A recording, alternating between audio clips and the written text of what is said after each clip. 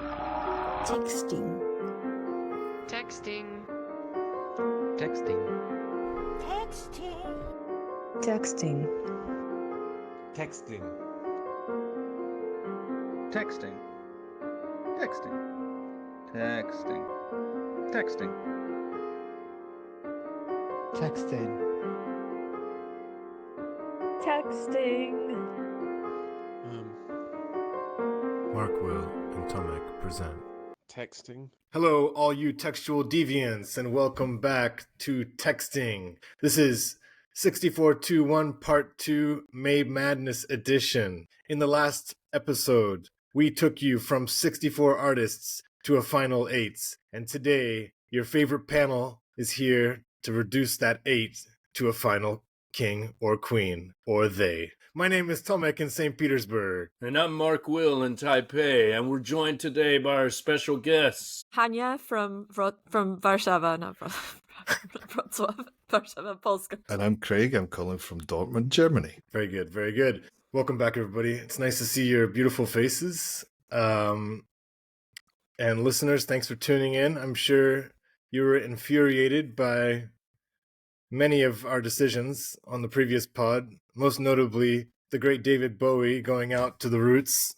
Apologies to... and I'm wearing this shirt in protest. Exactly. Craig has one on too. So, yeah. I've got a Ziggy Stardust. Yeah. And I've pouring got a little bit of the gin out Heroes for you. area. The Heroes era. Quite apt. Yes. So, many great artists were knocked out, and we have a final 8 to share with by you. a coin toss. It's true. The generational difference was apparent on many of these clashes. So let's see where that takes us today. We're going to start by reintroducing our 8 quarterfinalists, and I'm going to share my screen now. So let's do this. All right. Mark, can you talk while I walk us through? So as you can see here, we saw in the first section Prince go through, beating Joy Division in the round of 16. And the second round of 16, we saw Michael Jackson edging out Radiohead. In the third, we saw the Beatles beat Jay-Z, Hova. In the fourth section, we saw Kendrick Lamar defeat Neil Young. In the fifth, we saw the Rolling Stones beat Iggy Pop. In the sixth, The Who came out on top of Tom Waits. In the seventh, Bob Dylan over Roxy Music, and actually that was the eighth. So here's the bracket that we need to fill out in just a moment. Get hyped. All right, our first quarterfinalist, Led Zeppelin. Craig, you want to introduce them? Sure. I don't know, are they really from London, England? I think Planty and John Bonham are more from the Black Country, like around about Birmingham, Worcestershire kind of area. But anyway, mere pedantry. Arguably one of the most popular, most successful, let's call them rock bands of all time. Sadly, Jimmy Page keeps popping his head up with different variations and new things and stuff, whereas I think the other three remaining members of the band have kind of let it lie a bit, but Jimmy Page just keeps kind of popping up with new remastered, unreleased versions of this and that, so maybe that's a bit of a negative thing. Genres, hard rock, blues rock, heavy metal, but I think you could add a whole bunch of stuff to this, whether that's a folky element to it, a lot of acoustic stuff. But other than that, I think you've covered it quite nicely. Next up, we have Prince. Yes, Prince, hailing from Minneapolis, the most notable albums, and one I was listening today, Purple Rain, Sign of the Times, 1999, and a few classic songs that we all know. Also, I Would Die For You, I was listening to that today. If I Was Your Girlfriend, I'm really enjoying that. Don't forget Just a Jack quick note. You Off. Okay, yeah. Just a quick note. Many of our listeners who aren't watching on YouTube, we do have these little baseball card style vitals showing. But presenters, if you want to share some of that stuff, just keep in mind that people listening won't be able to see this. Yeah, I was missing that connection. Prince left a legacy that involved funk, pop, and loads of sex appeal, hailing from genres funk, pop, rock, R&B. And we have a fun fact here. Prince played 27 instruments on his debut album at age 19, so quite the talent. And of course, he also wrote a lot of songs for other artists. Manic Monday by It's a the big one. Bangles. That was a big one for them.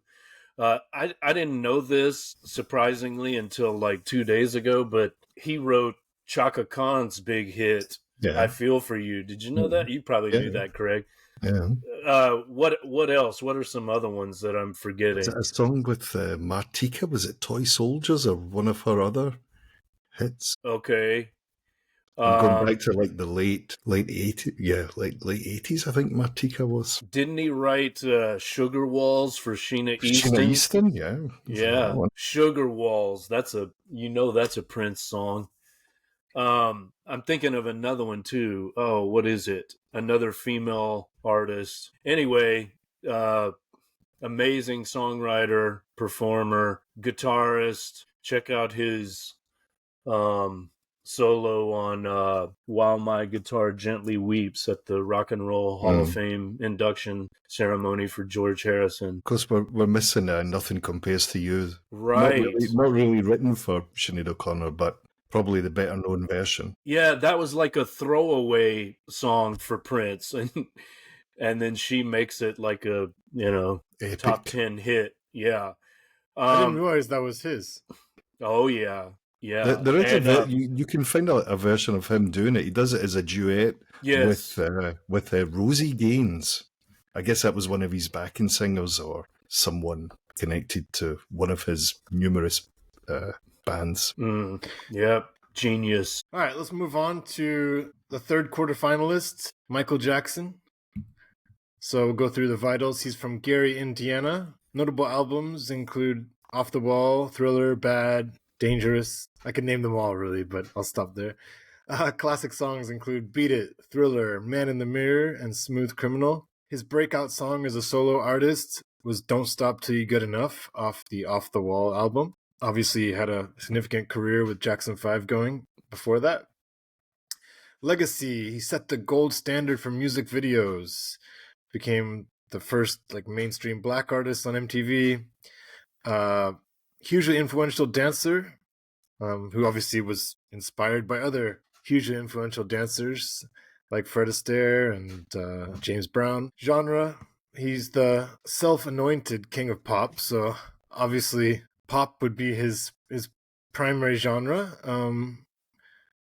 R&B, soul, and he didn't like to incorporate hip-hop and rock elements as well. And I've chosen for my memorable line, Billie Jean is not my lover. She's just a girl who claims that I am the one, but the kid is not my son. He passed away in 2009, and the fun fact for MJ is that Thriller remains the best-selling album of all time. I think that might be disputed sometimes, but we'll go with that. Quarterfinalist 4, The Beatles. Okay, I'll take them, and Craig can jump in and correct me when necessary. They're from Liverpool, England. Notable albums on our list: Sgt. Pepper's Lonely Hearts Club Band, Abbey Road, Revolver, my personal favorite, the White Album, maybe that's my personal favorite, Rubber Soul, Magical Mystery Tour, Let It Be, Help, and on and on. Classic songs, just to name a few: Hey Jude, Yesterday, Let It Be. Their breakout song, we've got Love Me Do from 1962 listed here, but Please Please Me from 1963 really ignited Beatlemania. I'm not sure if that's true in the States. I think I Want to Hold Your Hand in 64 in 64 rather than 63 may have been what really caused them to blow up in the States, but whatever, those were all released and re-released around the same time, so I guess we don't need to quibble about that too much. Their legacy says here they transformed pop music forever. and they were cultural revolutionaries of the 60s. Hard to argue with that. Their genres, rock, pop, psychedelic, I mean, they probably invented whole genres of popular music every Do you time think they psychedelic is released a good it. genre descriptor? Well, I mean, I know that they It's like kind of early dabbles. psychedelic, I suppose. I yeah, would say. I mean, Other Sgt. bands took it in Pepper, different directions. I think. sure, yeah. I mean, it's not psychedelic in the sense Kind that of had to start somewhere. Pink Floyd's debut around the same time as Pepper came out. Psychedelic-ish, then. How's that? Yeah, proto psychedelic, psychedelic, baby. But sure, I mean, they were certainly aficionados of LSD and wrote music under the influence and were inspired by it. So why not? Memorable line mentioned here: "All you need is love." That's from their psychedelic period. Years active: 1960 to 1970. That includes the days when they were playing Hamburg, Germany, and the Cavern Club in Liverpool before the first album came out in '63. Fun fact: they hold the record for the most number one hits on the Billboard Hot 120. And in fact, there's a compilation album called One, which is all of their number one hits. It took them the longest time to really get that greatest hits album out. There was the red one and the blue one. I remember those. I think it was red and blue. Yeah, it was red and blue, right? But the one album was the kind of the best of. Yeah. Well, they had a compilation called Past Masters, maybe volumes of that. Maybe that's the red and the blue one, I think. I remember we had that red and blue one. I know what you're talking about. I thought that was divided by years. That was that was earlier. There was something called Yesterday and Today. I think that was the Butcher's album cover, right? With all those decapitated baby dolls and so on that got recalled. But yeah, the one album that was like, that came out in like the 90s before the anthology in the mid 90s maybe, or I don't know, I may be confusing the dates. I think we may have a message in our chat here. Oh, I think that's me. Oh, I checked that one. Yeah. Okay. It's interesting for me that they were only active for 10 years. I mean, just if you consider their influence and legacy, I don't know. I just would have assumed it was longer, like to do so much in 10 years.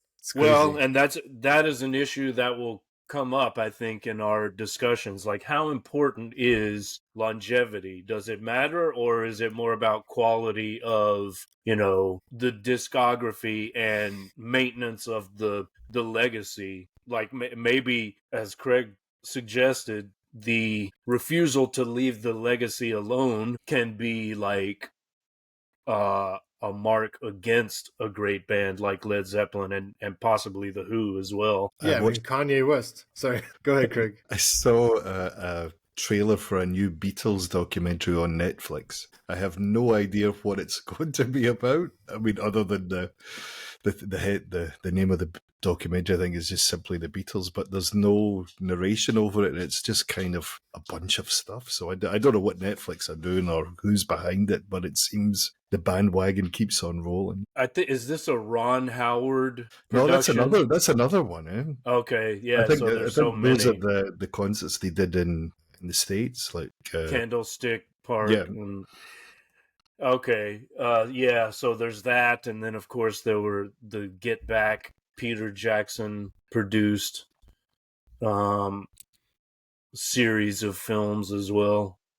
So it goes on, and it just kind of keeps on coming. Yeah. And some of us can't get enough of it. Some of us Beatleologists. All right, moving on to quarterfinalist 5, Kendrick Lamar, heralding from Compton. I'll introduce him. Oh, okay. Wait. Okay. I'll let you do that. Bro, you did a fine a cappella performance before the show, so, I think you're very much qualified. Should I repeat it? Why not? Bitch, where you and I was walking. Now run the game, got the whole world talking. King Kunta. Everybody want to cut the legs off him. Kunta, black man taking no losses. Thank you. Very nice, very nice. Notable You're albums. awake, by the way. Mark, you should tell everyone where you're playing. We've got To Pimp a Butterfly, Damn, and Good Kid, Mad City. Classic songs, Alright, Humble, DNA, Money Trees, The Art of Peer Pressure. Breakout song for the mainstream was Swimming Pools, which was a unique song because it kind of had worked on two different layers. On the one hand, it was like unironically being used as like a drinking song at frat houses. On the other hand, it's like a pretty strong critique of alcoholism and the escape instinct into alcohol. His legacy, we've got him as the modern voice of Black consciousness who merges street narrative with philosophical depth. Genres, hip-hop and West Coast rap in particular. I chose a memorable line from Blacker the Berry. So why did I weep when Trayvon Martin was in the street, when gangbanging made me kill a N-I-double-G-A blacker than me? The years active, 2003 to present. It's a long time. And I remember being introduced to him, before his breakout song by my students who knew him from his mixtapes and early albums, although aren't as well known. And fun fact is that he's the first non-classical or non-jazz artist to win the Pulitzer Prize for music for his record Damn. So not that prizes mean so much, and we're going to have a Nobel laureate in a second anyway. But let's move on. To quarterfinalist 6, the Rolling Stones. Craig, you want to take them? Sure, the Rolling Stones from London, England. I think we might agree on this one. It's closer to London anyway. Notable albums, just going through some of the vitals here. Exile in Main Street, Sticky Fingers, Let It Bleed in the back catalogue. Classic songs though. Sympathy for the Devil, Gimme Shelter, Paint It Black, Satisfaction, or I Can't Get No Satisfaction was a breakout song in 1965. Their last album was released last year, so quite some time they've been putting out material. There's how many left, Mark? 2 of the original members left? Mick it would just be Mick and Keith. That's right. So Charlie they went passed through several. Charlie when? passed a couple Last of years year, ago. A couple of years ago. And Bill Wyman had quit long before. And of course, Brian Jones died in his swimming pool. Maybe with some help. Well, yes, absolutely. The world's longest running rock band here, according to our vitals. Blues-infused swagger kings, I like that. That sums up quite nicely. Again, the genre rock and blues rock, I don't know. I think there's a bit more nuance in there than just those, but we'll take that as a nice starting point. Memorable line, you can't always get what you want, but you can try sometimes. And years active, 1962 to present. I think what's maybe missing here, just slightly, or blues rock, but I think if you listen to the really early Stones, you can hear my dog maybe in the background here, ticking away when he's pausing the floor. The early albums are very much blues infused, Little Red Rooster, and there's a whole, that was their main influence, was the blues artists from the States. Fun fact, the famous tongue logo was inspired by the Hindu goddess Kali. Okay, that was new to me, but there's a lot of iconography you can relate to Stones with the tongue, but also the other album covers and things like that as well. It's a pretty interesting fact.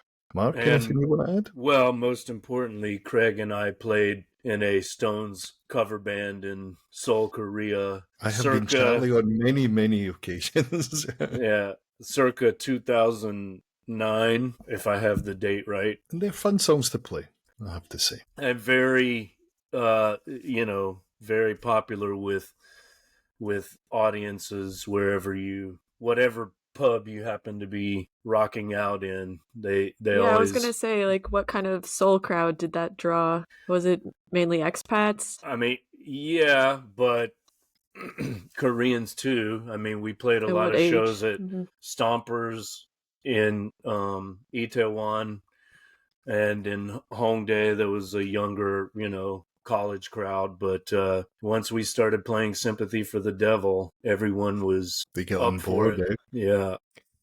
Quarterfinalist 7, we have The Who. I'll present The Who, and guys, Craig and Mark, especially if you want to chime in anytime. So The Who are going with the Vitals from London, England. Some of their notable albums: Who's Next, Tommy, and Quadrophenia. The classic songs: Who Are You, Baba O'Reilly, Won't Get Fooled Again, and leaving a legacy as being masters of the rock opera. Smashed instruments and eardrums alike. So a memorable line they had: "Hope I die before I get old." And they were active from 1964 to the present. And I saw they announced a farewell tour a couple days ago. Another one. I saw that another too. one. Yeah. Yeah.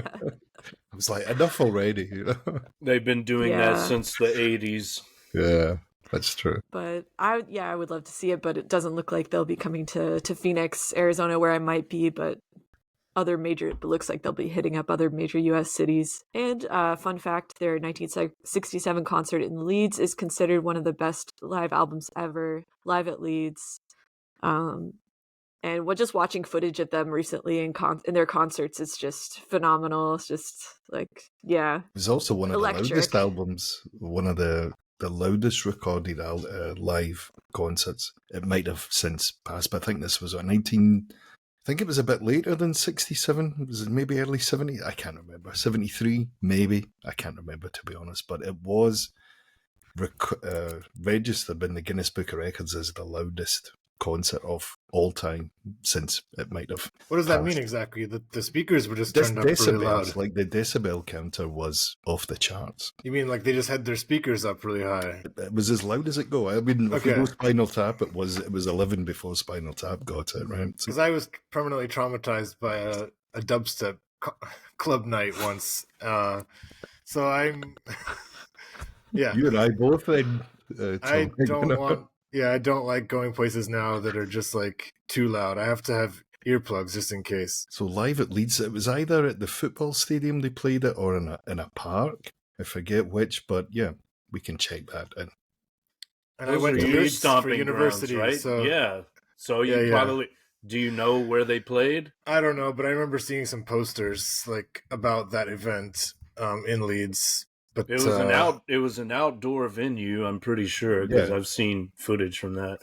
I don't know if I mentioned this last time, but I saw them in 2002 in Houston, and it was one of the greatest nights of my life. It was even, at so late a date in the history of the band. It was just amazing to see them. Townsend, even at that time, was just an exciting guitar player to watch. And they played all their classic hits. So probably, top 3, top 5 shows I've ever seen live. And I'm glad Craig questioned the date on that, because our friend GPT can make significant errors. So yeah, it was recorded in 1970 at the University of Leeds Refectory. A little bit of trivia for those of you. Well, if it was indoor, then it must have been spectacularly right loud, All right, let's introduce our final quarterfinalists. Bob Dylan. Dylan, like Prince, is from Minnesota. Yeah, damn. This says Duluth, Minnesota, whereas Prince is from Minneapolis. So whatever difference that makes, I'll leave to others. Notable Duluthians. albums. Yeah. I think there's a Gore Vidal novel called Duluth, so maybe it has some literary importance that I'm neglecting, but whatever. Notable albums, just to name a few: Highway 61 Revisited, Blonde on Blonde, Blood on the Tracks. Modern times, less so. I would put Love and Theft ahead of that. That was me shouting out my dad.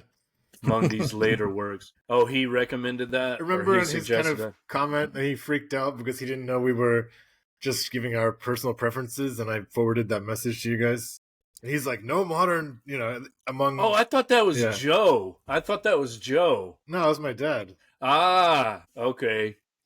All right, well, anyway, Love and Theft should probably be on that list. But, John Wesley Harding, I mean, so many great albums. And again, classic songs, just pick one among many. We've got here Like a Rolling Stone, Hurricane, The Times They Are A-Changin'.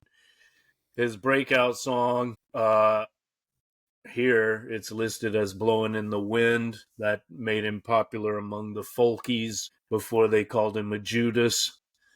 That would have been 63. But I think his first album came out maybe the year before that. Legacy changed the role of lyrics in music, so much so that he won the Nobel Prize in Literature a few years back. And he, too, like the Beatles, shaped 20th century counterculture, whatever that means. A lot of ways to define that. Did he refuse the Nobel, or No, he accepted it. He didn't show up. Patti Smith did a dodgy performance of It's a Hard Rain's a Gonna Fall in his absence. And he wrote a speech? He wrote and recorded a speech, which is pretty good, but he was on tour at the time, and so he said, I'm not going to interrupt my tour to go to Sweden, so thanks, but you're going to have to carry on without me. Anyway, genres: folk, rock, Americana. Okay, I guess you can say that's apt. Country too, maybe. Memorable line among many: you don't need a weatherman to know which way the wind blows. That's a good one. And it inspired the Weather Underground, in fact. Years active, 61 to present. That goes back to his days in the coffee houses of Greenwich Village, and maybe he played some coffee houses in Duluth, Minnesota as well. Fun fact, he used over 20 aliases, okay, including that of Lucky Wilbury in the Traveling Wilburys with George Harrison, of the Beatles, Roy Orbison, Tom Petty, Jeff Lynne. He calls himself Jack Frost when he's producing.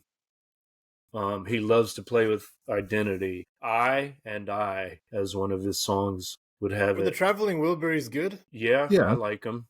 Yeah, me too. Yeah. Did they record a lot or anything? Yeah, Dave Stewart they they recorded at Dave Stewart's house, like Dave Stewart from the Eurythmics. I think that's where they all got jamming and just playing around. And it was, who was the drummer? The drummer was the other Keltner, Wilbury, Jim Keltner. maybe. So he was one of the Wrecking Crew, if my memory's right, or maybe played with Elvis as well. I mean, He played with a lot of people. He's on a lot of people's records. I think George probably brought him along. He had done some George solo albums, I think.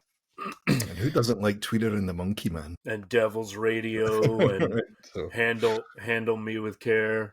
yeah. Okay, I've got some funky. I asked GPT to compare these 8 artists in some interesting ways, and then I pruned what it gave me, and I'm going to share just a couple things for your amusement. First, I'm going to call these primary identities. So we've got the innovators as Dylan, the Beatles, Kendrick, and Prince. The showmen as MJ, Prince, Zeppelin, and the Stones. The poets as Dylan, Kendrick, Lennon, McCartney, and Townsend. Is that how you pronounce it? Townsend? Mm-hmm. Any reactions to this, or should I move on? I mean, Prince should be included among the innovators as well. He is. Oh, yeah, okay, sure. Maybe Showman. He is as well. Yeah. Right, okay. Both me and Mark are off That's okay. point here. But I was thinking each person is listed only once, but that's clearly not the to be case. fair, I'm not wearing my glasses, right? So there we go. I've got an excuse. I mean, Zeppelin and the Stones are innovators too in the way that they, and so are the Who. Like they So is innovated the MJ. rock Yeah, opera. Absolutely.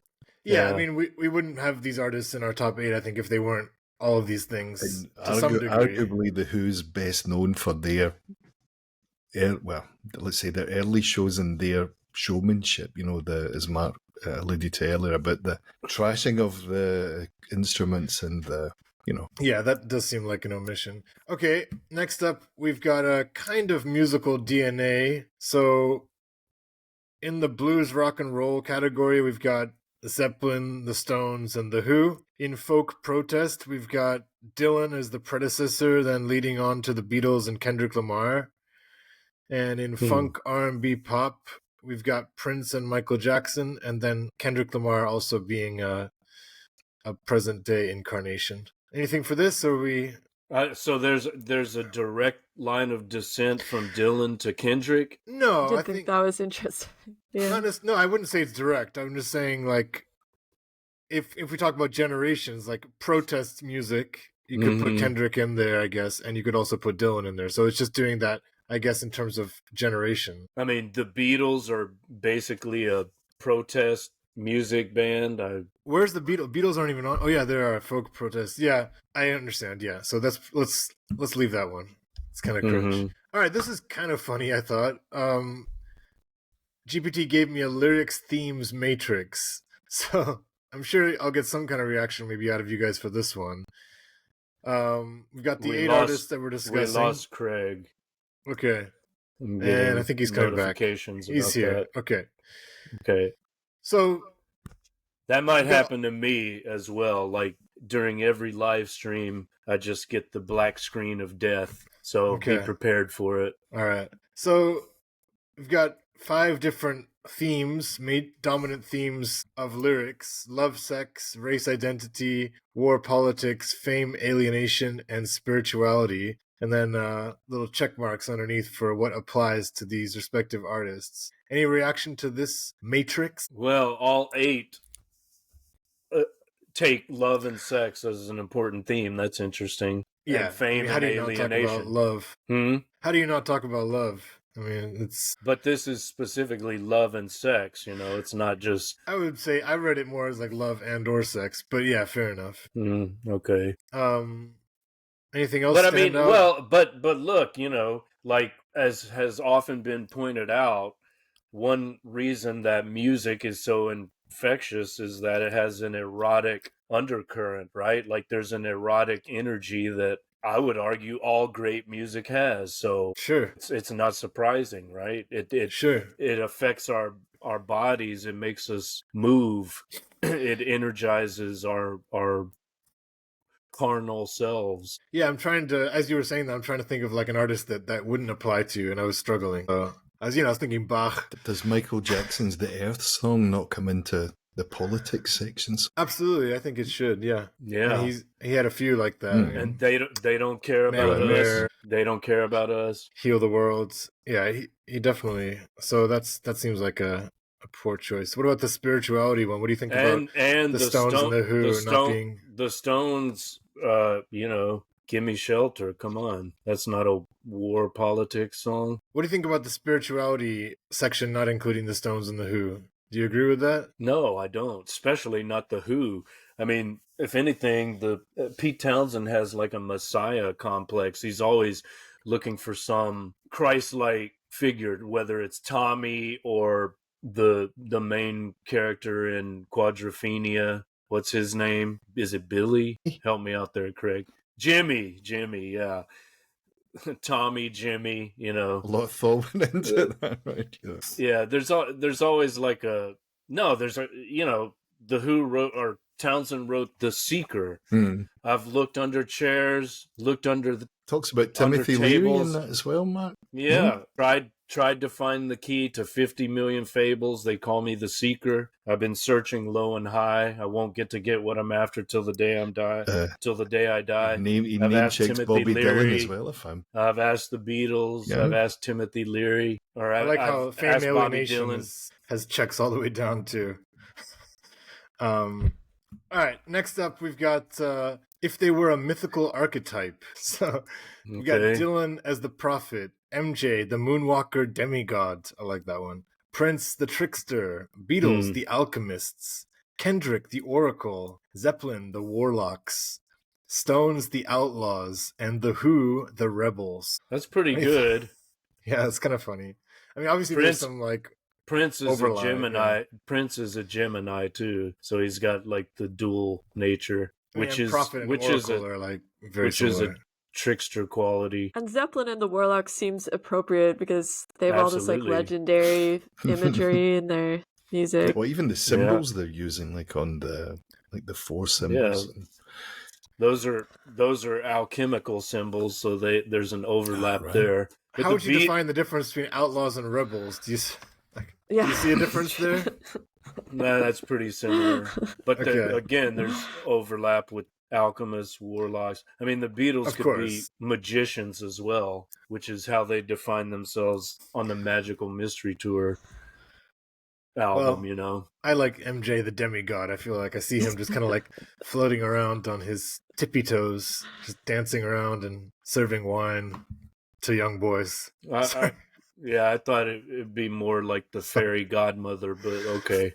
All right, we are fairly deep in without even getting to the competition aspect. So let's review the scoring for today. Mark and I have introduced a new scoring approach to today to make it a bit more nuanced and to avoid rely coin tosses. Yes. It's Wilt Chamberlain, I believe, right? Holding up Yes, that 100 yes, sign. sir. That was his So- 100-point game. So for each round, Did Each of LeBron ever these- do that? No. each of these attractive panelists will get 100 points to distribute as they see fit between both competitors. So if you can go 99-1, you can go 100-0, you can go 50-50, you can go, I can show you how good I am at math. You can go like 44 and 56. Yo, I did that so well. You know, you get the idea. You've been practicing. Oh. I know. I was up all night like, drilling. Mental math. Smooth. Yeah. All right. So, if I don't have any further objections, I'm going to pull up our bracket and share a different screen with you all. We're going to start our first quarterfinal. While I do that, one of you guys can talk and keep the audience entertained. Hania, what did you enjoy of the Led Zeppelin stuff that you were listening to, since that was the last thing we talked about? What caught your ear? I just really enjoyed it. Like I just felt like it just felt really like authentic in some way, and like I was saying about them and the Warlocks, I could hear like this imagery that was reminding me a lot of like Tolkien and things like that. And I was just so curious about like where did these guys come from, like what were they talking about, reading, etc. So, but I don't know. I can't call to mind too many song names because I was listening to these albums like once or Right. like for the first time a few times through, and I was just listening. But I really liked the first one that you guys recommended, Led Zeppelin 3 or 2, the album that was first noted. I think that was 3. Yeah, but really, like, I have a newfound appreciation. Makes me want to rewatch Freaks and Geeks because they reference Led Zeppelin a lot. I'm sure our dad will be happy with us listening to Led Zeppelin because I know he is a fan. All right, we ready for the spin? Yeah. All right, first spin is gonna begin. All right, we've got Prince.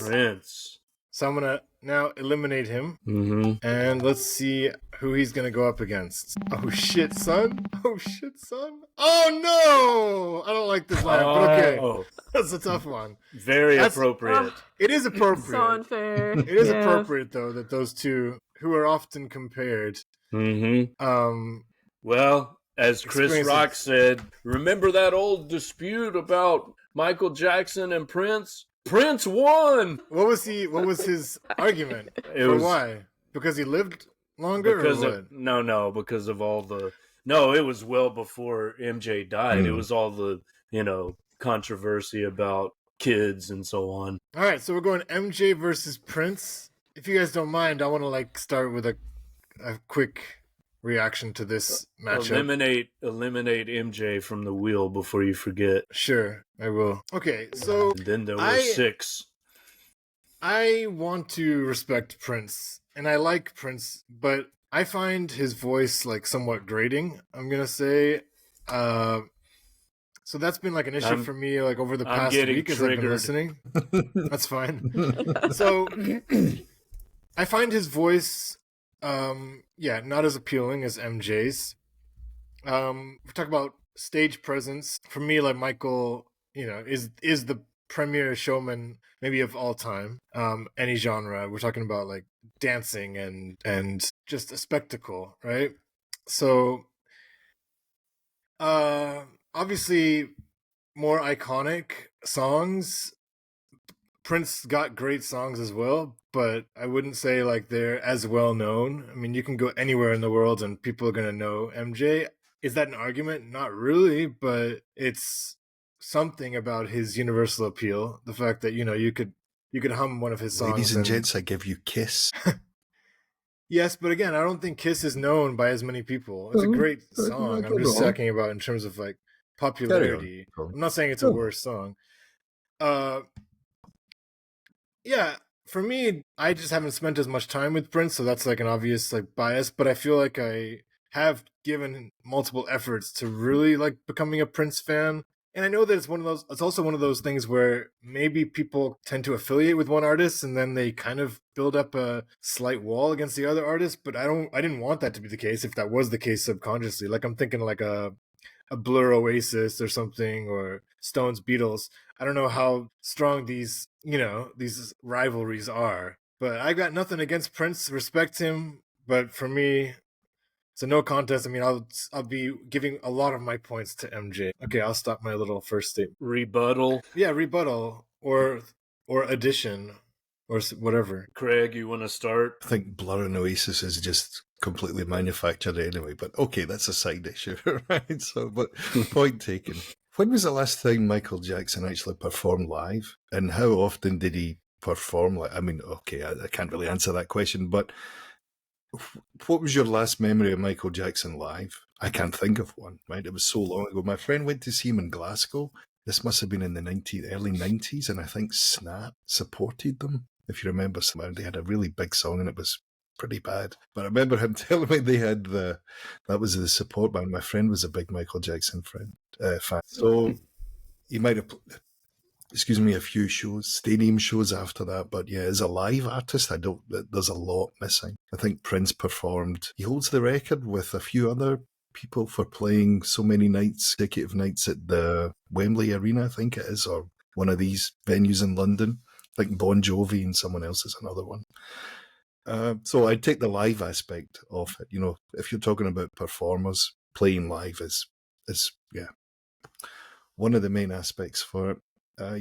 Interesting point on what you're saying is just, I'll let you continue, of course, but I just wanted to say that he actually, this film that came out, This Is It. Did you hear about that film? It's just interesting that you mentioned the Wembley performances, because he had a schedule of, I think, 30 shows he was about to do at Wembley, and he died in the rehearsal process. So they made a documentary of all the backstage footage of him preparing for this tour, and it was like I loved that documentary. That's my last memory of Michael. Yeah, he is struggling at that age. He's not in the best health, but he still sounds good, and he's dancing pretty well. But anyway, go on, please. I'll pass it on to Mark okay, so yeah, so there's the live performance aspect. I never saw either of these artists live myself, but I've seen footage of both of them, and I would just ask, what instrument did Michael play on stage? His feet. Yeah, I mean, he's a great dancer, great showman. I give him all kudos of the credit for that. His voice. But and he's a vocalist. But I mean, Prince is also slaying the guitar while he's singing and dancing. And occasionally he'll even play keyboard or something else, some other instrument, so there's that. Also, how many songs did Michael write himself? A lot. Well, he's got credit on them. If you look at Thriller, just for one, he has the credit with Quincy Jones on that. With Quincy Jones, yeah, who is also producing him, right? Whereas Prince is writing his own shit, and as we pointed out, multiple songs for other people, which became hits. You know, these are like his throwaways. It's like, I don't know if I'm going to record this. Here, you try it. And then it becomes a hit for someone else. And he, as we pointed out, he played all the instruments on his debut album, 27 instruments. Like, he did it all. I know Michael can't do that, right? Like, there's no comparison there in that terms level of musicality, or from this is like Stevie Wonder territory, Paul McCartney. You know, Prince could do everything as composer, songwriter. You know, and not just music, but lyrically. You know, he's much more of a trailblazer and innovator and boundaries pusher, right? Like especially in the sexual taboo area of songwriting, right? So for me, if we're gonna be vague about it, I'm gonna give most of my 100 points to Prince, just because, you know, as I said when we did the MJ episode back in season 2 or whatever, I'm in this matchup, and it's interesting that we got these two head to head right out of the box. I'm Team Prince, like, just always have been, always will be. Not to take away from MJ's showmanship or his singing and dancing, and, you know, like, his innovations too, from off the wall on, or even the stuff with the Jackson 5. Yes, true, but, you know, again, he's not writing and producing and performing all that himself. He's got a lot of important collaborators, which is fine, but it's a different level of genius, you know, when we're comparing him to Prince. I'm going to come back on the Michael Jackson writing credits. So his solo writing credits: Billie Jean, Beat It, Bad, The Way You Make Me Feel, Dirty Diana, Don't Stop Till You Get Enough, Wanna Be Starting Something, Heal the World, Earth Song, They Don't Care About Us, Smooth Criminal. Co-written: Black or White, Remember the Time, We Are the Worlds, Jam, Will You Be There. So that's just saying that's an impressive list of songs that he wrote by himself. And he's very meticulous in the studio. Like, I think it's because we I never agree saw with him you. playing anything. That there's something missing there. There's a disconnect there. It's not to say that he didn't do it, right? But it's just there's no physical evidence of him. Yeah. If we're comparing him to Prince as we are now, and I think that's. I mean, I know that he that's does. a big He thing did that's play missing. around on the piano. Yeah, Like, he definitely was like doing stuff on the piano, and he did stuff with like beatboxing with his voice, and I think he was very strict with people in terms of he was a total perfectionist. I mean, very, very rigorous in the studio. That's all. On the other hand, if you take away the element of Quincy Jones, what would he have been, you know, hypothetically speaking? It's just a taste thing, though, for me, because, like, I differ from a lot of, and I think there is a huge section of MJ fans that favor his later catalog, and, like, that's me. Maybe that's because it's like one of those things that the albums that hit you when you're ready to listen to music, when you're ready to give music most of your attention, which, you know, for me was like, I don't know, 12 to 19 or something. So for me, I like, my coming of age music was Dangerous and History, and I loved those albums so much, you know, that prefer them to the earlier stuff just because they felt more timely. I remember when Bad came out, and I thought, I've heard all this before. And then after that, what was the album after that? Was it Dangerous? Okay. And it's like, sounds like Bad. Not to me. I mean, I know we focused on History, Disc 2. And that's, you know, there's an argument there that that was more innovative and exploratory. But I think during that period in the maybe mid to late 80s to early 90s, there wasn't much progression. It wasn't much, not that we should focus on progress, but by that I mean there wasn't like a lot of experimentation, let's put it that way. He wasn't doing anything new, really, to my ears. Of course, I wasn't like the biggest fan, so, you know, I did I did like The Way You Make Me Feel. That came out around that time. I always liked that song. And you're saying he wrote that by himself? Yeah. Mm-hmm. Yeah. It's a good piece of evidence in his favor. Hania, are you gonna talk?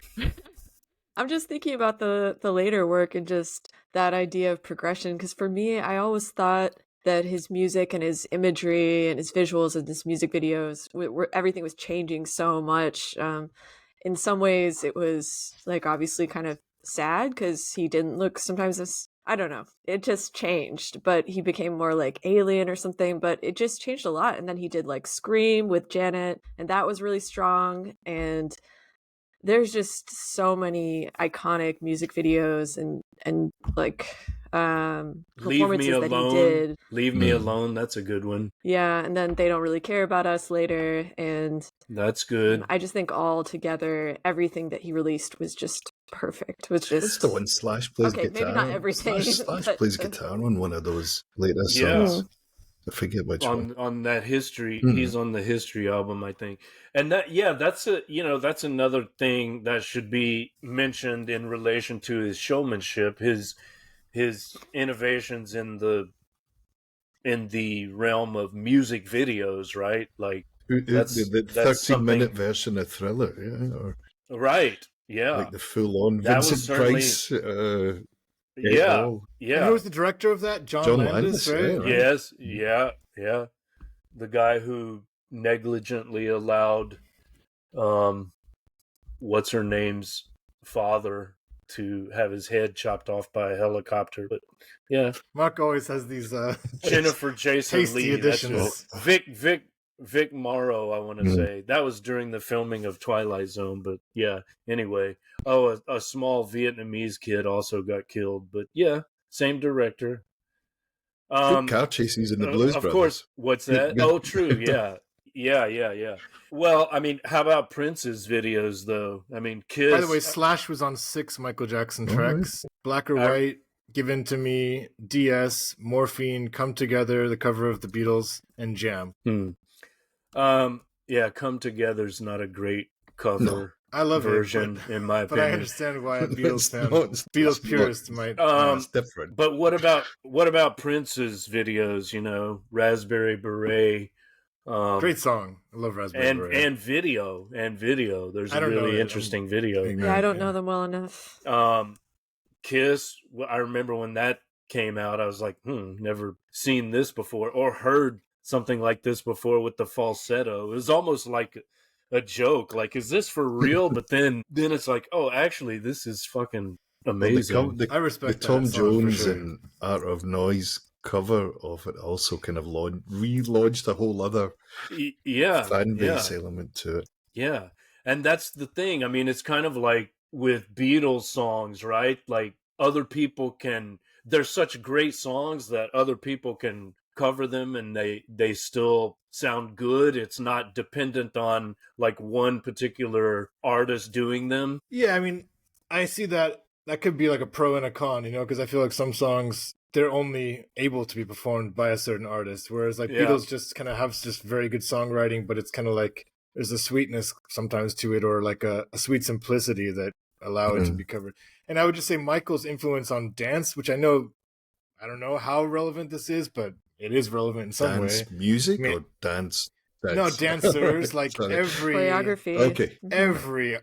Every dancer today in like R&B is like making a nod to Michael. I mean, just the style, the dress, it's like it all. I feel like I just feel like the biggest cheers for someone like Usher, or it just comes when they do like MJ style movements. I don't know. And he was doing it his whole life, right? Because he started with like that with the Jackson 5 with like those maybe Motown kind of moves and just like synchronized with a few guys, and then later he's incorporating hip hop and pop lock and tap. Yeah.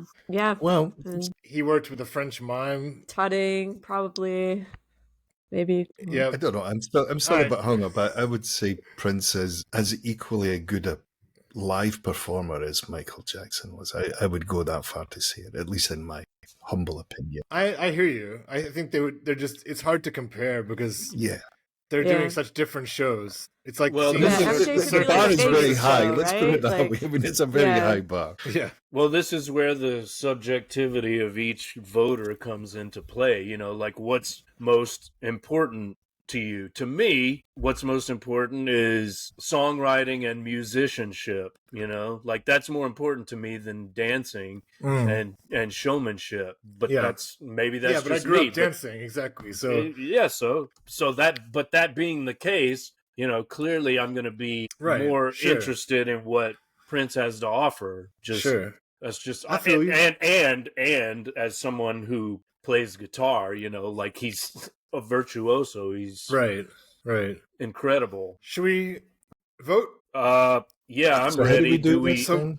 Tom, you can. So you got walk us through 100. You got 100 points. Mhm. You just allocate however many you want to each of those 100 Alright. to each Do artist. we write? And Mark has volunteered to be the mathematician. right. I've got So- my phone here. I'll calculate once we get everyone's numbers. All right, I Well, guess- So I was Should we hoping take that 10 you seconds? could do it all type in your it head? somewhere and do it that way. No, I didn't. I couldn't do it in my head, but I thought you were going to be doing it all on paper. I am. Yeah, so that's why I was. No, but I'm not going to trust myself. We got to be official about this. Okay, no, that's true. That's true. I mean, if you want to do it, go ahead. But No, I mean, bro. well, It's all you. here's It's all another you. here's another question. Like, should we all be forced to write it down and then present it so that we're not influenced by others, or No. we don't Well, change? I think we should write it. I think we can trust each other, but I think we should not listen to each other's numbers before we say that, right? So, like, we should all have our numbers ready before we announce them. Yeah. Well, I'm ready. Okay, Hold on, 2 seconds. Okay. Let me think for a second. I didn't pre-plan this. let me finish my chart here. I've got M, T, H, C. Okay, so we know This is only the Who first quarter is final getting here. what We're kind of numbers. We're This is intense. With- This is intense. deep diving. Yeah. All right. All right, who's starting? I can You- start. Okay, Hang has volunteered. Go ahead. All right, I will go Prince 40, MJ 60. Prince 40, MJ 60. Okay, All right, I've got MJ at 75, Prince 25. okay, Craig. Prince 60, MG 40. Oh, okay, so Wow. you and Me, reverse Obviously, me. that's yeah. what I. I'm not copying. I feel bad. I feel bad now. I know what you've done. It's okay. Did you do on? Oh, He's gone it's 90-10 cold. here. He's gone balls out. You know. It's worse than that. Right. Do it, man. Should I change? No, bro, you. No, Alright. yeah, just be you. Well, yeah.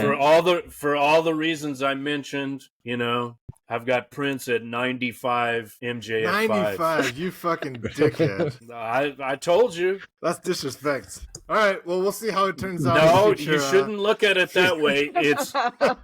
It's respect for Prince, not disrespect for MJ. That's just a tribute disrespectful, to. Though. No, it's No, I don't not. see it that way.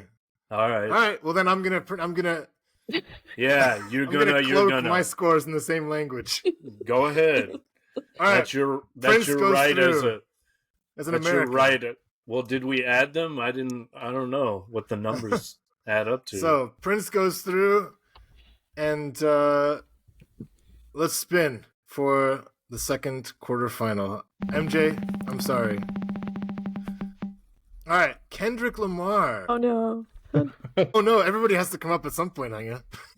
Was that Oh No a good Was it Oh No? All right, I thought that was my line. Kendrick against Bob Dylan. Damn, this is. Oof. Oof. Spinner's the, spinning, the man. prophet This is and like the a- oracle. Exactly. Yeah. It's So interesting. says, Yeah, so I says do feel like ChatGPT. I mean, you know.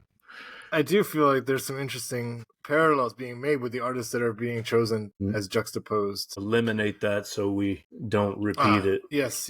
Sorry, I'm looking at something different than you guys. So okay, Okay. I'm ready to vote. I'm just fucking. All right, you guys talk. Who? All right, I'll tell you what I did since we last recorded it, because I wrote them down.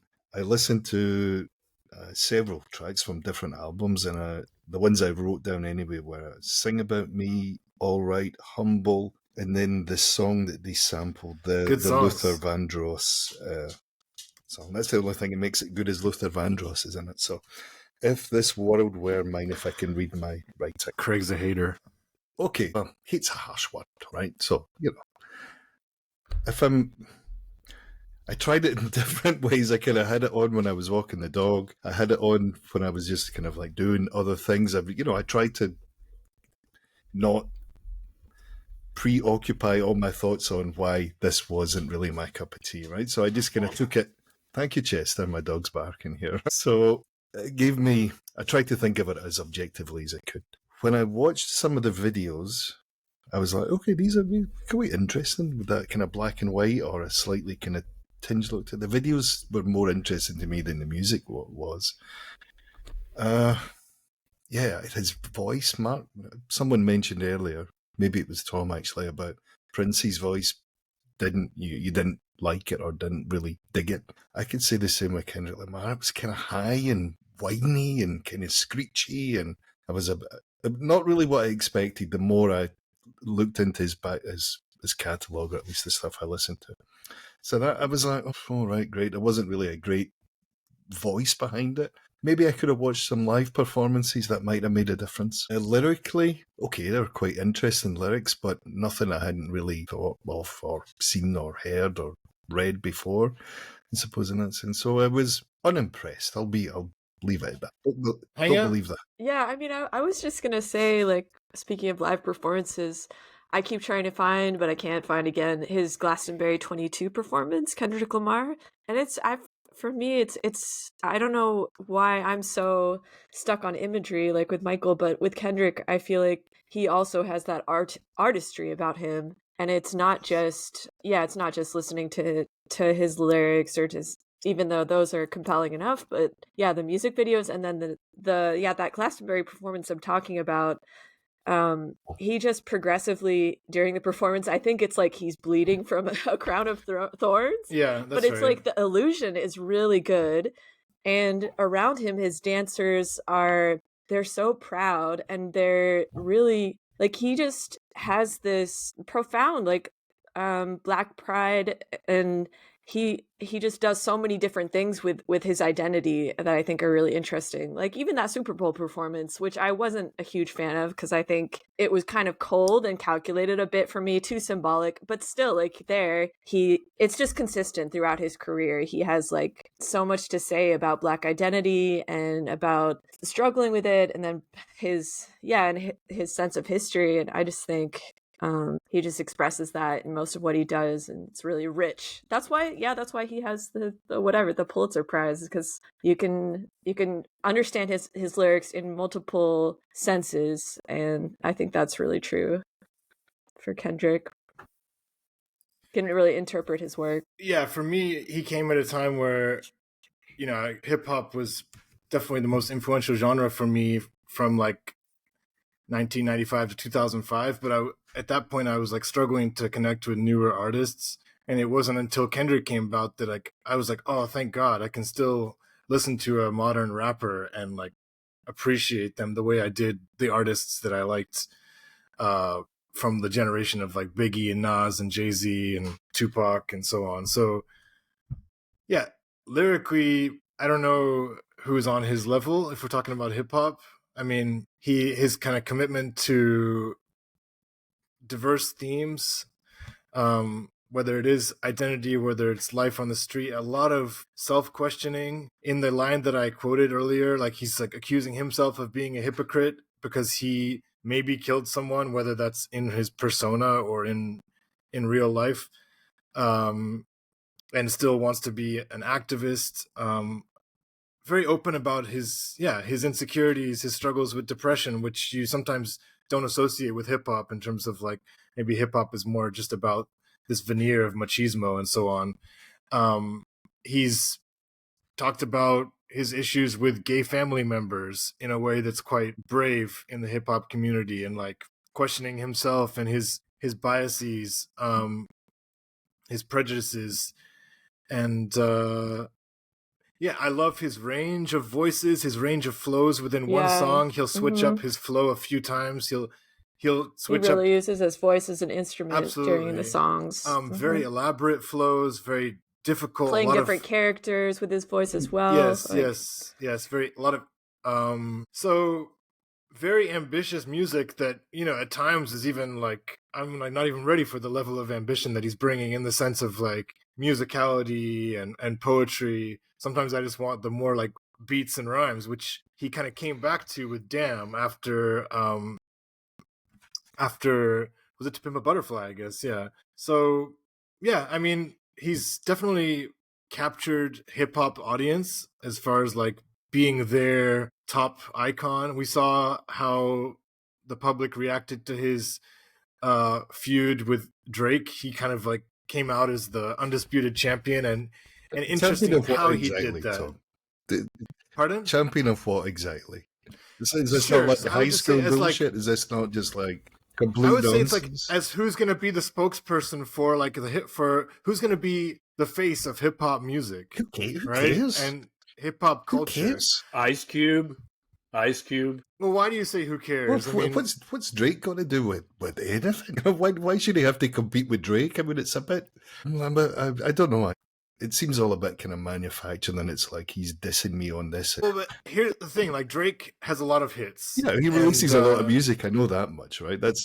Well, I guess I'm just trying to say like Drake portrays a vision of hip hop in the mainstream that is, I would say, a lot Is it more popular, poppy, superficial, charty, materialistic, cliched, cheap, and yeah, and like Kendrick wants hip hop to be the opposite presentation, of that, to be real, and exactly, and to represent the culture, right. and so. But do we even really, in the most famous really song, need to Not hear Like Us. all about it? I mean, it's the whole Blur Oasis thing all over again, Stones, Beatles, yada yada. I mean, it's like high Well, school. just in this line, Not Like Us, right? Not Like Us. That was the hook on the most successful track in that battle, and like he was trying to say, like this, you're not representing like to Drake, you're not representing like black culture. I mean, I don't know. It's quite compelling.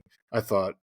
I agree. I know what you're saying, Craig. Like it's not like there is an element of like. There's always room for drama Silliness. and gossip and entertainment and show business. And But at the music same and so time, on. it is part of hip hop culture. Going back all the way, it's Well, like the idea of like that- rappers going back and forth, True. like toasting, even in battle, in like Yeah. dance, Yeah, the battle Yeah, rap. break I mean, dancing. fine, You know, right? it's There's like, an element of competition, shall we say, in that kind of way, Yeah. right? Or an element and of that is yeah. part of hip Fine, hop. right? So That's like no problem with that. I just find it a bit. Do we really need to focus on that? Because all the other stuff you mentioned there is very Yeah. worthy, and I totally respect what you're saying. And yeah, I just can't get into it for whatever reason. But that's not to take away from Sure. the way you've described it so eloquently. You almost convinced me to give it at least double digits at one point. So I was like, no, I'm joking, right? So I'm teasing. I'm just teasing. I thought the Go on, winner. sorry. I thought the winner of that beef was Macklemore with his Palestine song, but you know that's just me. That came out at the same time. While I mean, I have two reactions to that. You know, like on the one hand, like I love what Macklemore did there. On the other hand, like Macklemore himself was ashamed when he got the Grammy at one point ahead of like Kendrick because he recognized that. First of all, I think he thought Kendrick was a superior artist. And second, there's just like a layer of depth I think that you get with Kendrick that like Macklemore was like, yeah, maybe I'm not. I don't know.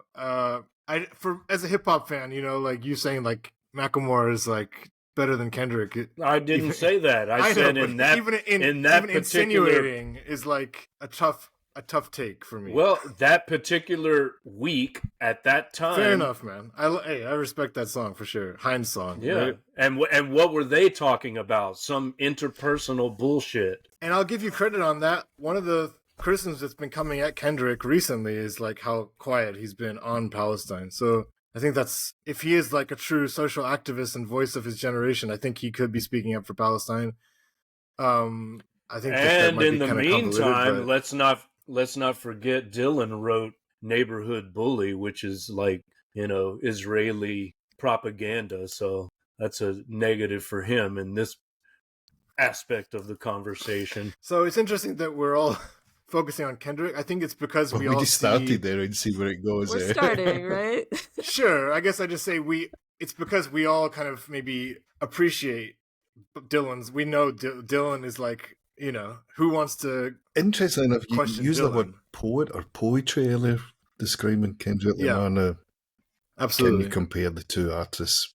Well, I suppose you can, right? I don't know. I You don't know absolutely how can. much, though. If I'm being honest, you can up to I a mean, certain. it's hard to, it's, you know, like they're coming from different worlds though, you know, I mean, like Kendrick is a important black voice for our generation, you know. I mean, I don't know, you know, I could read a verse from that song that I linked you guys today. I don't know if it's interesting, but Shall we talk about Bob Dylan then? sure. Not to, you can get No, back to no. that later. Yeah, yeah. Since we haven't really talked about him, Hania? Please. Maybe I'm not the one to start the Go on. conversation. No, you should, because Yeah. you were recently listening to what? Highway 61? Sure. Yeah, so my recent listening to Bob Dylan, I feel like corny saying it, but I had like a very personal experience with it. Just like listening to it, with everything that's going on in the world today, it's just like a breath of fresh air to listen to Bob Dylan, because I feel like it's so raw, and I used this earlier, but it really feels authentic, and it's speaking to me in a way that's so outside of the usual media that I consume every day willingly. So it's just and I really feel like just this sense of relaxation and calm, because I'm being carried by somebody who's telling just like a very personal, intimate story a lot of the time, and that's what I get out of Dylan, and that's what I've been getting out of it recently. Well, you were saying it's like he's telling you a story, or you're reading a novel, or one of his songs is like a short story or something. Yeah, exactly. Multiple of them, like the Ballad of Mary Jane, a ballad of somebody. I don't know. I think he probably has multiple ballad songs that are called The Ballad of Somebody or Other, or Mr. Jones, maybe it was. Ballad of a Thin Man. Yeah, and you just feel his like empathy there. He's it's so interesting how he gets out of himself and is exploring this person, and he does that all the time, and that's valuable, I think. So, well, let's talk about some of his negatives. I mean, in terms of musicianship, he's not a great guitarist by any means. He's been playing piano mostly in a lot of his more recent live tours. Yeah, and you know, he's kind of a hacky piano player. Is he a great harmonica player? I don't know. Is he a great singer? Well, I don't know. The Marmite right there, I think, Marmite. What people, people in general, what they think about Dylan, or what comes to mind, you know. I personally think he is a great vocalist, let's say, as opposed to singer or crooner or whatever, but I understand that many people dislike his voice, just like they dislike, you know, Neil Young's voice, for example. And it's you know, the sound of the harmonica is grating. It's shrill and harsh. On the other hand, you could say that's what gives it that authenticity, right? He's not auto-tuned. He's not like you. He's not overproduced, you know. But he's raw. What you see is what you get. But is that even the contrast, though? I mean, if you compare him to like, and again, I kind of like his voice. I'm just saying, if you compare it to like a Lennon-McCartney, that's not auto-tuned or overproduced, but it's just naturally easier to listen to. So it's not necessarily that the opposite is. You could argue that some of the Beatles stuff is overproduced. I mean, it's not like George Martin was there. Quincy Jones, I don't think the influence was that strong, but he was. Okay, I guess I'm just saying it's an especially abrasive voice. It's not that it's, you know, it's not like if everyone sang naturally, they would sound like Dylan. Right. And yes, true. But, you know, that again, that's a question of taste, because that rawness is maybe what gives it some of that authenticity, you know, and it's kind of like proto-punk in a way, you know. Folk is kind of proto-punk. So, you know. And I might make a similar argument about Kendrick, by the way, about his voice, but go on. Yeah. Well, that rawness could be a selling point for some people, and I would include myself among such people. But you know, live he's hit or miss. I've seen Dylan live twice. Once was one of the best shows I've ever seen, and the other time was, that was all right. So He was phoning I'm trying to He get was phoning it in, Mark. playing. Was that the feeling? Yeah, kind of. And it was like, I don't even know what song he's playing. Oh, that's like a Rolling Stone, 1 minute in. So yeah, I'm just playing devil's advocate here. But yeah, it's nuanced. He's not to everyone's taste, but being what I am musically and otherwise, he's more of a role model or prototype for what I do than Kendrick would ever be, although I appreciate Kendrick's literary qualities. I mean, these are the two of the 8 we started with. These are the 2 most literary, Absolutely. I guess, right? Yes. These are the lyricists of our group. So yeah, it's very interesting, these lineups we've got. Yeah. So I'm either going to have to pee now or... Vote first. Let's vote first. I That was have my a bit- question. I have So a if bit you want to more let to it say, going... if anyone So else... then can we do a little pause? Sure. So we don't have to cut off the... Okay, thanks. Okay. All right, I'm still here. I've been bravely holding Awesome. the fort. Thank you. So what I was going to say, you much can I better. just have a chat about while the others get there. Okay, A go for little it. couple of minutes break. Have you ever seen the film Dangerous Minds, Tom? No, Right. So but I know what you're talking about. Michelle Pfeiffer, Coolio, all that's that. the one, Yeah. right? The Gangster's Paradise, right? So Yes. it just kind of dawned on me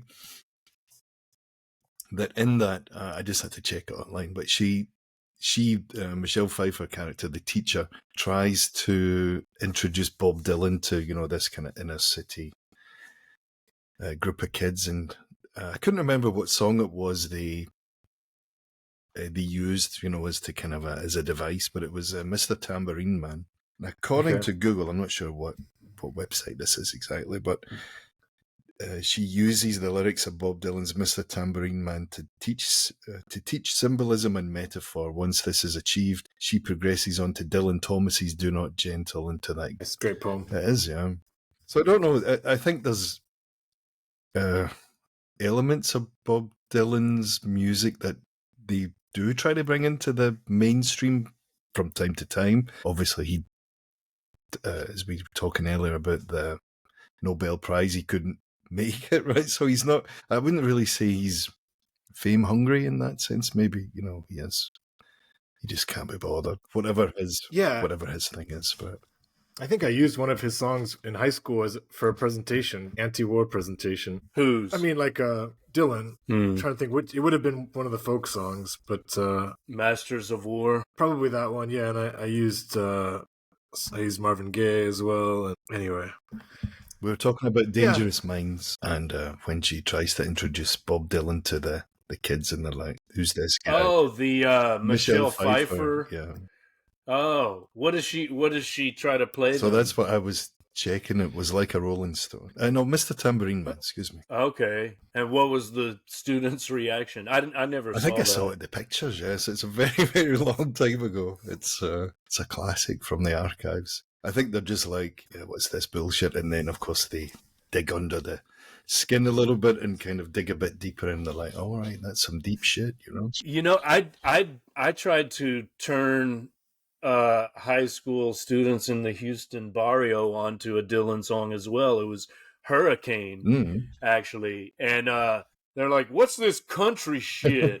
But then one student realized, "Hey, wait, that's the song from the movie, the movie right? Hurricane with Will Smith." And then they got interested in it. It was Denzel. Yes, well, it was Will Smith, wasn't it, or was it? No, it was Denzel. He was Muhammad Ali, Right, which was okay. equally preposterous. But Denzel Washington's good. I like Denzel. Oh, Denzel's amazing. One of my guilty pleasures is watching him as the Equalizer. Movies are good. I know aren't they? I know that's some fucking. It's like John Wick light, but it's kind of they're really it's really fun to see him in those 3 roles. was particularly But enchanting. which one 3, the Equalizer 3, the one when he's in Italy. was that? The Italian the one? Italian one. Yeah. I He found fucks them up. quotes. Spoiler. I found a couple quotes with both artists commenting on each other, which is All right. interesting. Who? So Dylan and Lamar. Kendrick? Oh, Yeah. interesting. In a 2015 interview with The New Yorker, Dylan was asked about contemporary music and mentioned Kendrick Lamar, among others, as someone he admired. The guys who are doing it, great songwriting, are doing it in the rap world. Kendrick Lamar, his last record, To Pimp a Butterfly, was hard to beat. Bowie loved it too. That was a big influence on Black Star. And Kendrick has cited Dylan as an influence, particularly for his storytelling and social commentary. In a 2017 Rolling Stone interview, he compared his own work to Dylan's. I'm not on the outside looking in. I'm in there. I'm in the fire. Dylan was in the fire too, but he was observing it. I'm in it. No Anyway. self-aggrandizing there, but anyway. Is that a blackface vocal imitation? I don't know. I tried to be less egregious character, with I that think, example. Mark, I tried to be less Okay. egregious with that one. I'm not comfortable That was with too this. dangerous. That was too dangerous. All right. So, Let's vote. Craig, you had more to say though, right? Oh no, I was just going to add the Dangerous Minds bit, but since that Oh, was it. okay. It was just a little kind of... You were too busy urinating. That was Too disrespect. much information. I just thought it was interesting that, kind of bringing it into the mainstream, and it's never really gone away, like that element of Dylan's work, the academic side of it, if you will, where I'm not saying they can't do that with Kendrick Lamar's, but, it's maybe Bob got there first. Shall we vote? Okay. Okay. Who's going first? Craig, you go first. Set the bar. Everybody's scores are locked in. No changing. Well, I'm gonna be Um, generous here then, so I'm gonna give Kendrick Lamar 20, and I'm gonna give Bob Dylan 80. I did 2080 as well. I'm glad I'm not the only one. I'm going to surprise you, and I've actually given Dylan the edge here. I'm going Dylan 55, Kendrick 45. Only because of how much material Dylan has produced. So I still think Kendrick has, hopefully, a lot more to come. And I'm curious to see where his career goes. Yeah, that's actually exactly what I had written down as well. It's 55 Dylan, 45 Lamar. Interesting. It's all like we're on the same vibe today. Dangerous minds think alike. Indeed. All right. Should we move on? what to is our semifinal bracket? number 3. Yeah. Okay. So we've got Prince against Dylan in one semifinal. Just Okay, so you know. so that was the first bracket. That was the first side, yeah. Oh my God! The Battle Prince of against Minnesota. That's true. Yeah. That's true. That's crazy. Minnesota, stand up. Yeah. All right. Okay. Can you guys still see my spinner? Yeah. All right. Yes. Let's spin this Spin that motherfucker. Oh, wait. It's not spin. Damn it. Oh, wait. I know why. Okay. All right. Here we go. Let's spin that bitch. All right. The Rolling Stones against Had to be, the didn't Beatles. it? Of course. It does. Oh man, the classic matchup. This is Jesus. rigged, man. It is How rigged. can that be? It is This is rigged. bullshit. I put some crazy MJ and algorithm Prince. in. MJ versus Prince, the poet or the two poets, and then Stones and Beatles. See what happens when you It's go crazy. from the original way we did it with the numbers at the box kind of thing, and now you add some technology to it, and it's all gone to shit. It's true. And then that means it's going to be the Who and Led Zeppelin. They're the like second generation rivals. Okay, well, I'm going to put this out there. You're going to have to try to convince me to give points to the Stones. So that's your job right now. oh, I mean, well, I'm going to give some. I'm just saying. That's give me your, easy. give me Easy your enough pro to Stones do. arguments. Easy enough to do. I mean, 20 years ago, well, 30 years ago, I would be completely, like, almost 100% in the Beatles camp. But over the years, things have leveled out more. Like, if we're making arguments for the Stones, you've got longevity, right? Like, they're still doing it. And I haven't seen them live recently, but I mean, Jagger can still put on a show, it looks like, and Keith can still play. Now they have Ronnie Wood. He's How still old are they now? alive and kicking. 80. Must be. Damn. McCartney's the same age, I think, or a year, 81, a year or two Mick either Jagger. side of it. Yeah. And McCartney is not sounding too good vocally. Yeah. But Keith Richards, 81. Yeah, both 81. yeah. But we're making arguments for the Stones. I mean, yes, the discography has more ups and downs, more peaks and valleys, but those peaks are pretty impressive. though we mentioned several classic albums, Exile, Sticky Fingers, Let It Bleed, all canonical. Add to that Beggar's Banquet. I think your dad, I thought it was Joe that was sending those messages, but your dad mentioned Aftermath, and that's definitely a great album. Nick himself says like that was their first milestone. You can probably Mark, is the album Some Girls? Is that the album, or is it Taboo? Some Girls is a great album. Tattoo You? From the 80s. Yeah, and I think I mentioned this before. If Doom and Gloom, which came out, in the early aughts, if that had been released in the late 60s or the 70s, it would have been one of their hugest hits. That's a great song, great, recording. So, yeah, and it reminds me of some Black American R&B artist. When he first saw the Stones, he said, they play like black dudes. He said, they won't be as big as the Beatles, but they're going to last longer. Those turned out to be prophetic That sounds words. like a line from Back to the Future 2 or something like that. It's kind of Yeah. Why did he think they were going to last longer? Because maybe they were like more authentically a band.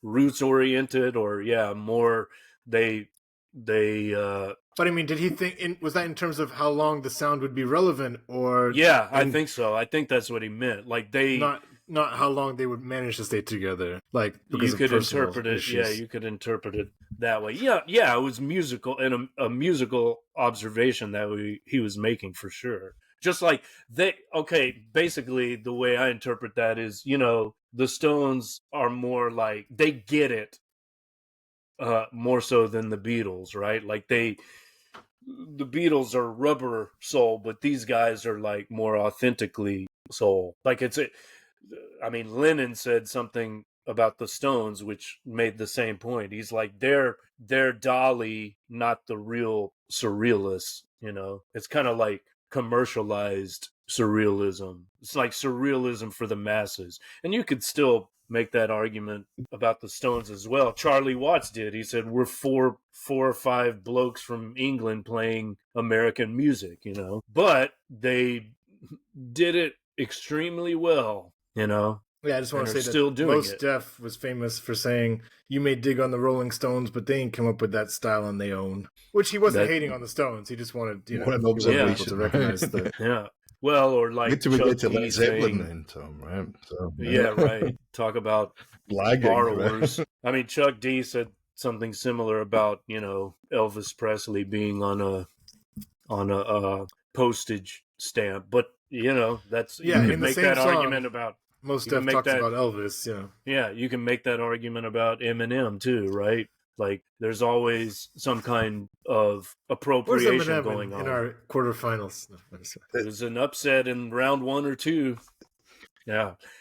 But we're trying to make arguments for the Stones. Craig, I'll let you carry I was going on to with say, that. if I divide it into two parts, just like a kind of black and white, if you like. So if we take the rock elements and the pop elements of both bands, the Beatles win on the pop front, I would say, hands down. If you take the other side of that, the rock side of it, I think the Stones win that easily, right? Just because as they got into their late 60s, early 70s groove, that kind of 4 or 5 album run, where they were mixing around with a whole bunch of other sounds like Exile and Sticky Fingers and whatnot. That element to it is one of the things that separates the two bands. So the Beatles went another direction, obviously, whether it was what did you call it, Matt? The pre-psychedelic thing, right? But, that kind of, they went in that direction, right? Proto-psychedelic, That's yeah. right. They went in that way, and the wheels kind of fell off, and that was it, right? Petering out. But I think as a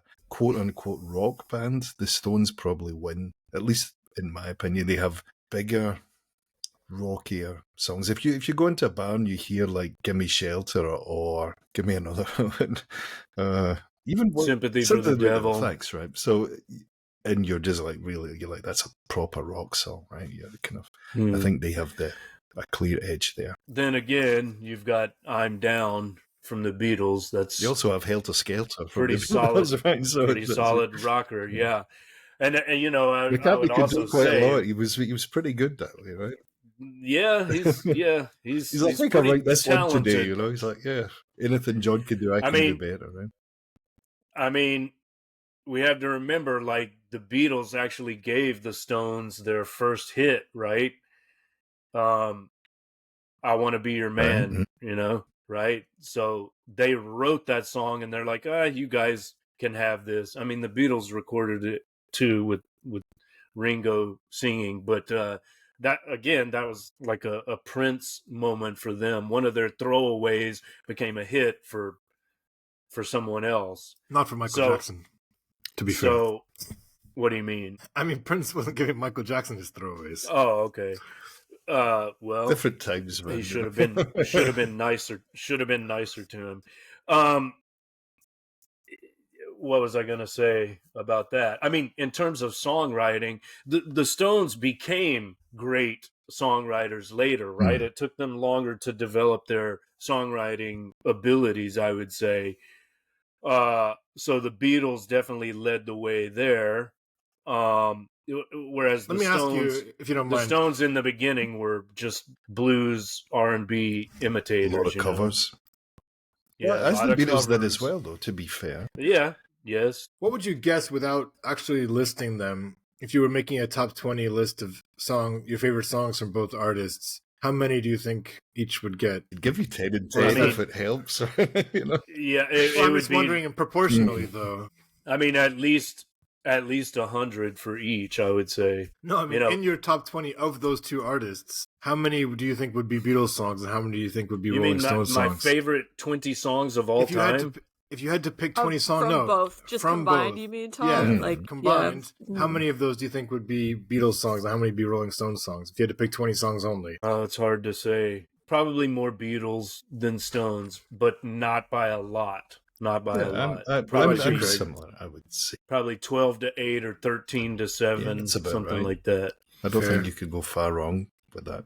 Of course, there's going to be a certain element now where to counter what Mark was saying earlier about the Stones are still playing live, this could be seen as something of a bit of a, not like a parody act, but it's a bit really expensive tickets. People who go and see them don't really care. They don't really know the band. I'm sure they have fans who still go and see them, right? Like, they've been seeing them for years and years, so that's a big event for them, but there's a kind of shit hipster kind of element to it, or whatever they're called these days. People are just like, hey, let's go see the Stones. They're just like, yeah, all right, what are the ones to this again? You gotta have a lot of disposable income though to go see them. Well, right, just like I don't know how many shows they're playing this year, if they're playing at all, but I imagine they're all kind of stadium shows or at least big arenas, and it's just, you know, going through the motions, I would say. I don't know if it's worth it. I don't know if that denigrates from that. There is a time when to stop, and I think it's coming. It should come soon.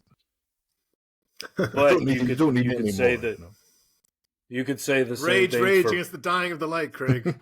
You could say the same thing for Paul and Ringo, who are still out there. I got no. If they enjoy it, I mean, you're right. I mean, they can do what they want. I mean, they've earned the right. They've earned the right to do that. I think, and if we talk about rock and roll royalty or what's to that effect, I would say. But yeah, there comes a point when you're just like, all right, let's put it to bed. You know, I think they deserve credit, and Paul too. But they deserve credit for still trying to create new music, right? Like they came out with that album last year, Hackney Diamonds, yeah, which is slang for broken window or windshields. But you know, there was a song or two on that I quite liked. Bite My Head Off. That was the first single from it was quite good. Kind of cool video as well. Yeah, they're not without merit in that sense, but there comes a point when you're like, all right, let's farewell tour, like the Who have done again and again and again, and then and then we'll wrap it up, kind of thing. The legacy of both bands, I think, the Beatles will probably. Have you ever met anyone that really says they hate the Beatles?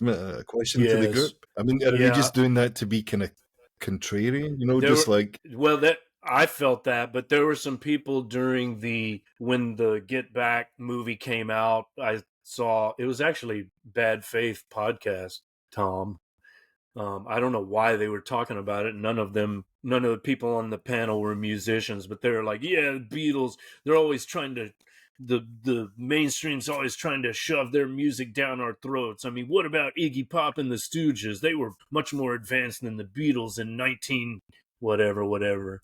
No, they It's weren't. like, okay. You know, Yeah, it's like, did you see this documentary? How Paul created this song out of nothing? Like he conjured this song into existence right before your eyes. It's pretty amazing. Watch it again.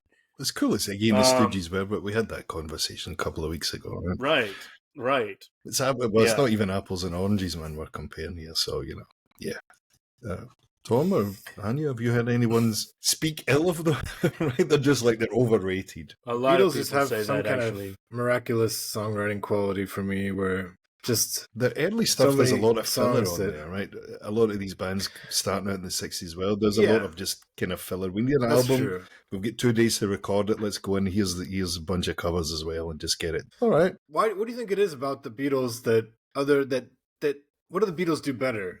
I mean, I think they are the best. Well, but I mean, what is it about them? It's those four individuals. They just had the right balance of Lennon and McCartney, and then you've got the guitarist who also writes songs occasionally, and then you've got Ringo bringing his X Factor element to the mix. But I mean, would They you were see a- their songwriting as generally superior? Yes, oh, absolutely. Is that I mean, is that the they main thing?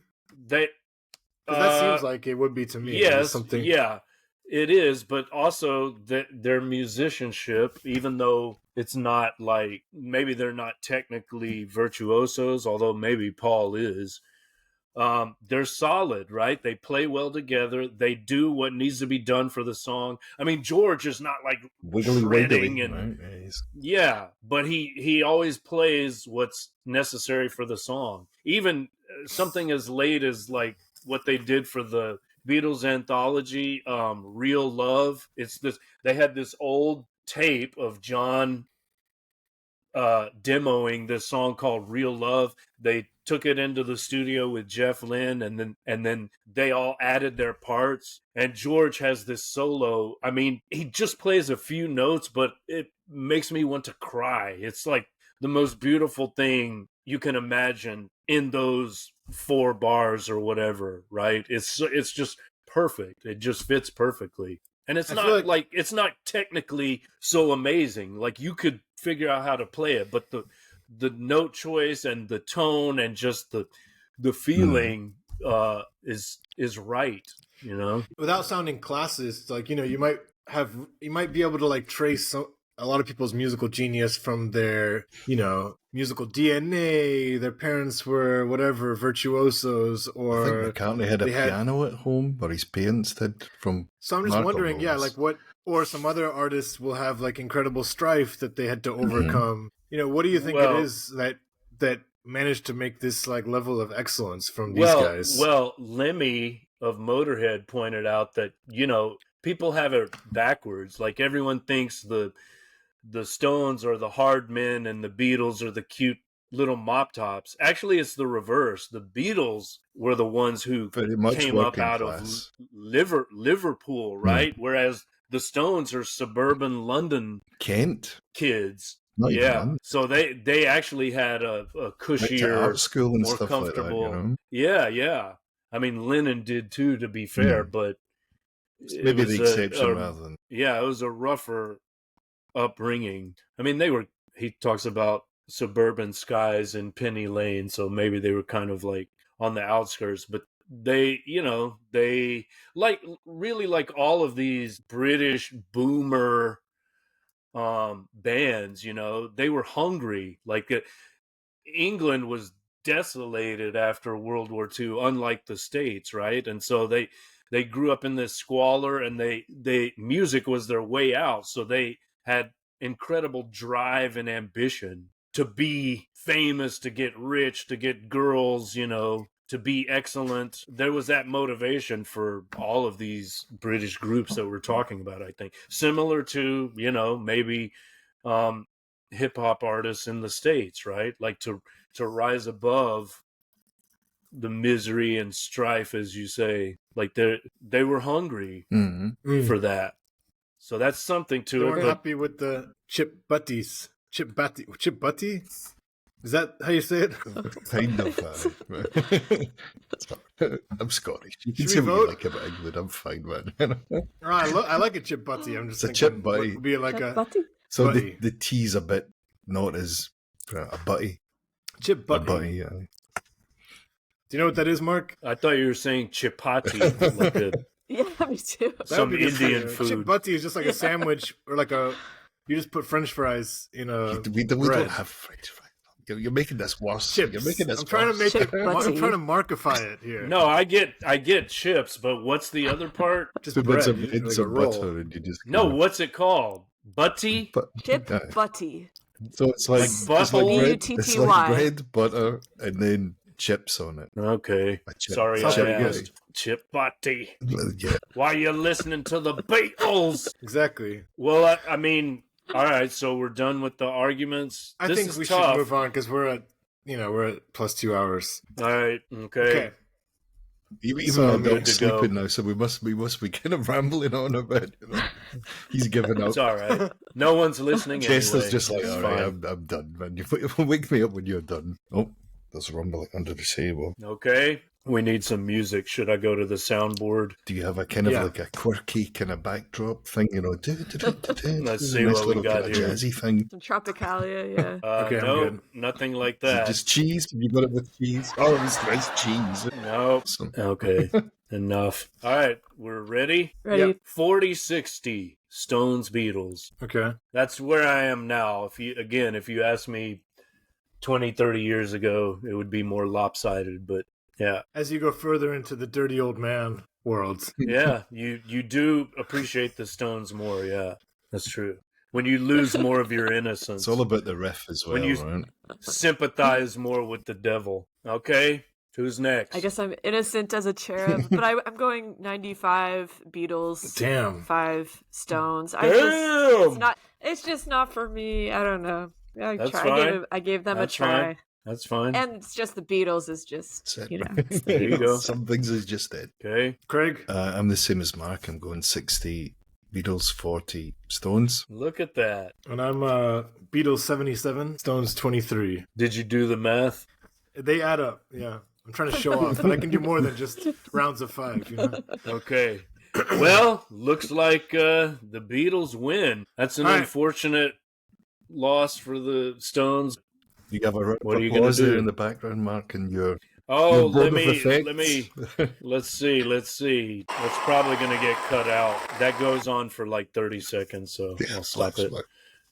All right. All right. So by process of elimination, our final 2 quarterfinalists are Led Zeppelin and The Who. Interesting. Craig, start us off. I'm going to go a bit top. Do you know the game Top Trumps? It's not a Trump thing, but Top Trumps. I've heard So of it. you have but I don't know. categories. heard of it. So That's- like when I was a kid, you would get all these cards, Top Trumps. So say it would be like tanks. I grew up in the 70s, right? So it would be like tanks and footballers and all this kind of sports cars, right? And it would list the price, value, and the engine size, or all of the kind of the vitals, as we used that earlier. Right? So I'm going to go that style for this matchup here, like 1v1 Okay. in a Top Trump way. Okay. So if we take the front man, Robert Plant for Zeppelin and Roger Daltrey for The Who. Roger Daltrey's a pretty good front man. He's enigmatic. He's got a great voice. I also think he's a bit of he's a bit one-dimensional in many ways. That's a bit of a blessing and a curse, I would say. He leads the band, well, he still does, so I can use that tense, right? He still leads the band in a kind of really, he's the singer. He's the main man in the band. If we take I'll keep it short, right? So we get the guitar players, Jimmy Page, Pete Townsend, 2 very different styles, completely different styles, really different personalities, really different approaches to the guitar, both quite meticulous. We used that word earlier, but yeah, eccentric, meticulous, obsessed. I don't know. There's lots of ways to describe both of them, but for me personally, I prefer Jimmy Page's approach to the guitar and the way he plays. Not Pete Townsend. Yeah, I get it, but I think there's more depth and nuance, and it's just, yeah, there's more to Jimmy Page's guitar playing, even outside of Led Zeppelin, like the stuff he did before, his session work and things like that. I'll save the best till last, man. Right, so bass players, I've given them 50-50. I think John Entwistle's a much underrated bass player. John Paul Jones has a lot of strings to his bow. He's produced numerous bands in the last, I don't know, the last one he did, but he did a band I really like called The Mission. He did their first or second big studio album, and multi-instrumentalist. He's kind of the quiet man of the band, as it were. He's kind of like, everyone's just like, oh, and he's there and he's brilliant. Whistle, I would say, is pretty similar in, slightly different way. Drummers, all right, here we go. So I don't like Keith Moon. I don't really like the way he plays. It's not bad. I just don't like it. Right? I'm just like, it's kind of, it's the same, it's again, it's the same again. And all right, I get that's his shtick, that's his thing, that's what he does. That's the Keith Moon element to it, but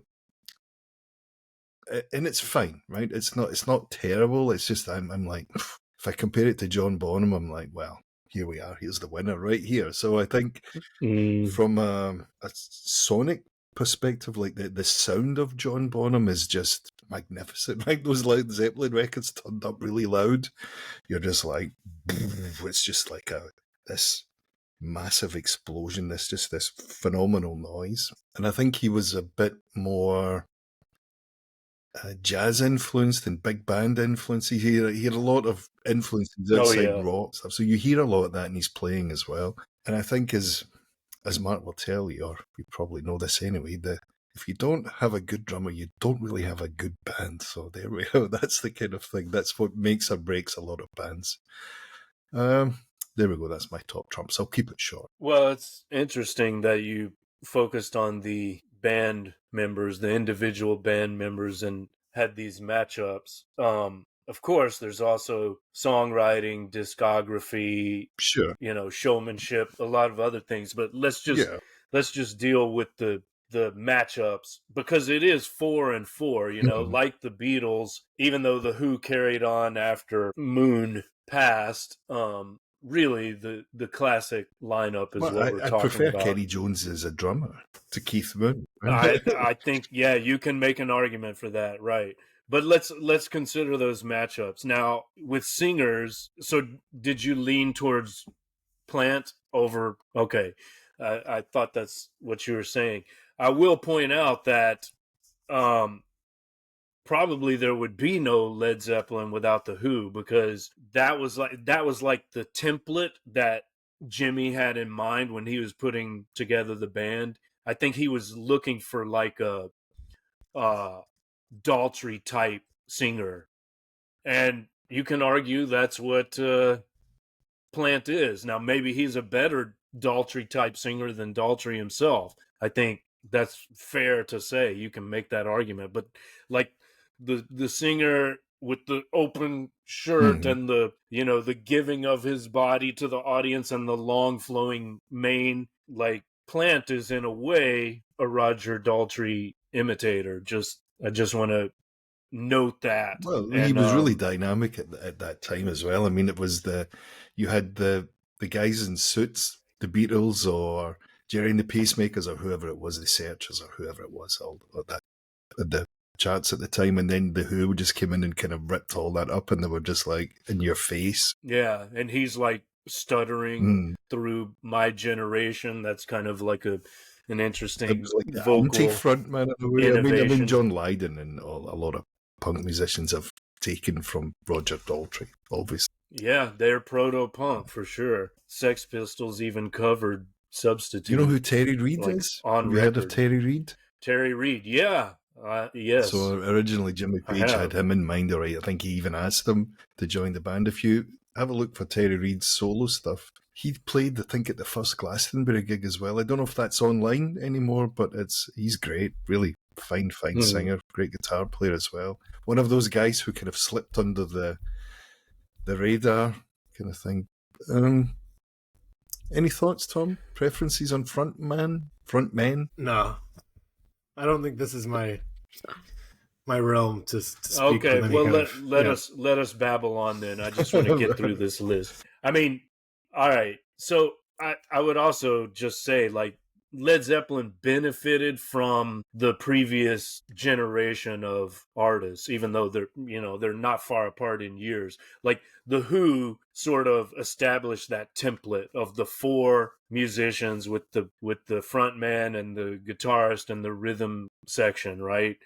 Um, so I think Jimmy had been thinking about this for a long time while doing all those studio sessions and being in the Yardbirds and so on. He knew what he wanted, and so he was able to start doing what he wanted from the jump. Whereas the Who, along with the Stones and Beatles, had to figure shit out on the fly, right?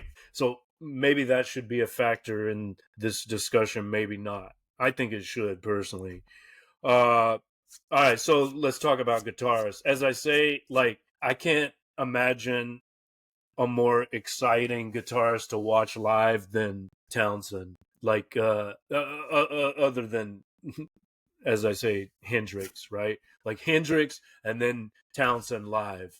Like, even if he's just windmilling power chords, it's pretty fucking exciting.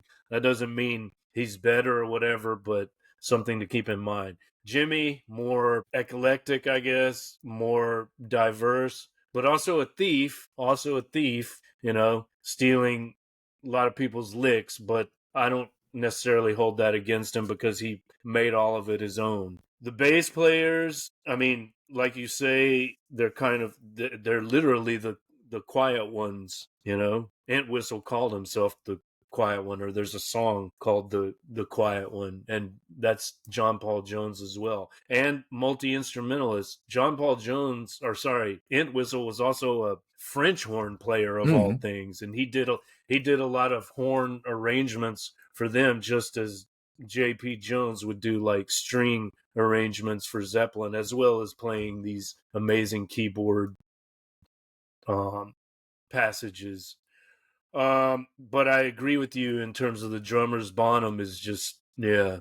I mean, I like Keith Moon. I think he was a good drummer for the Who, the Wild Man.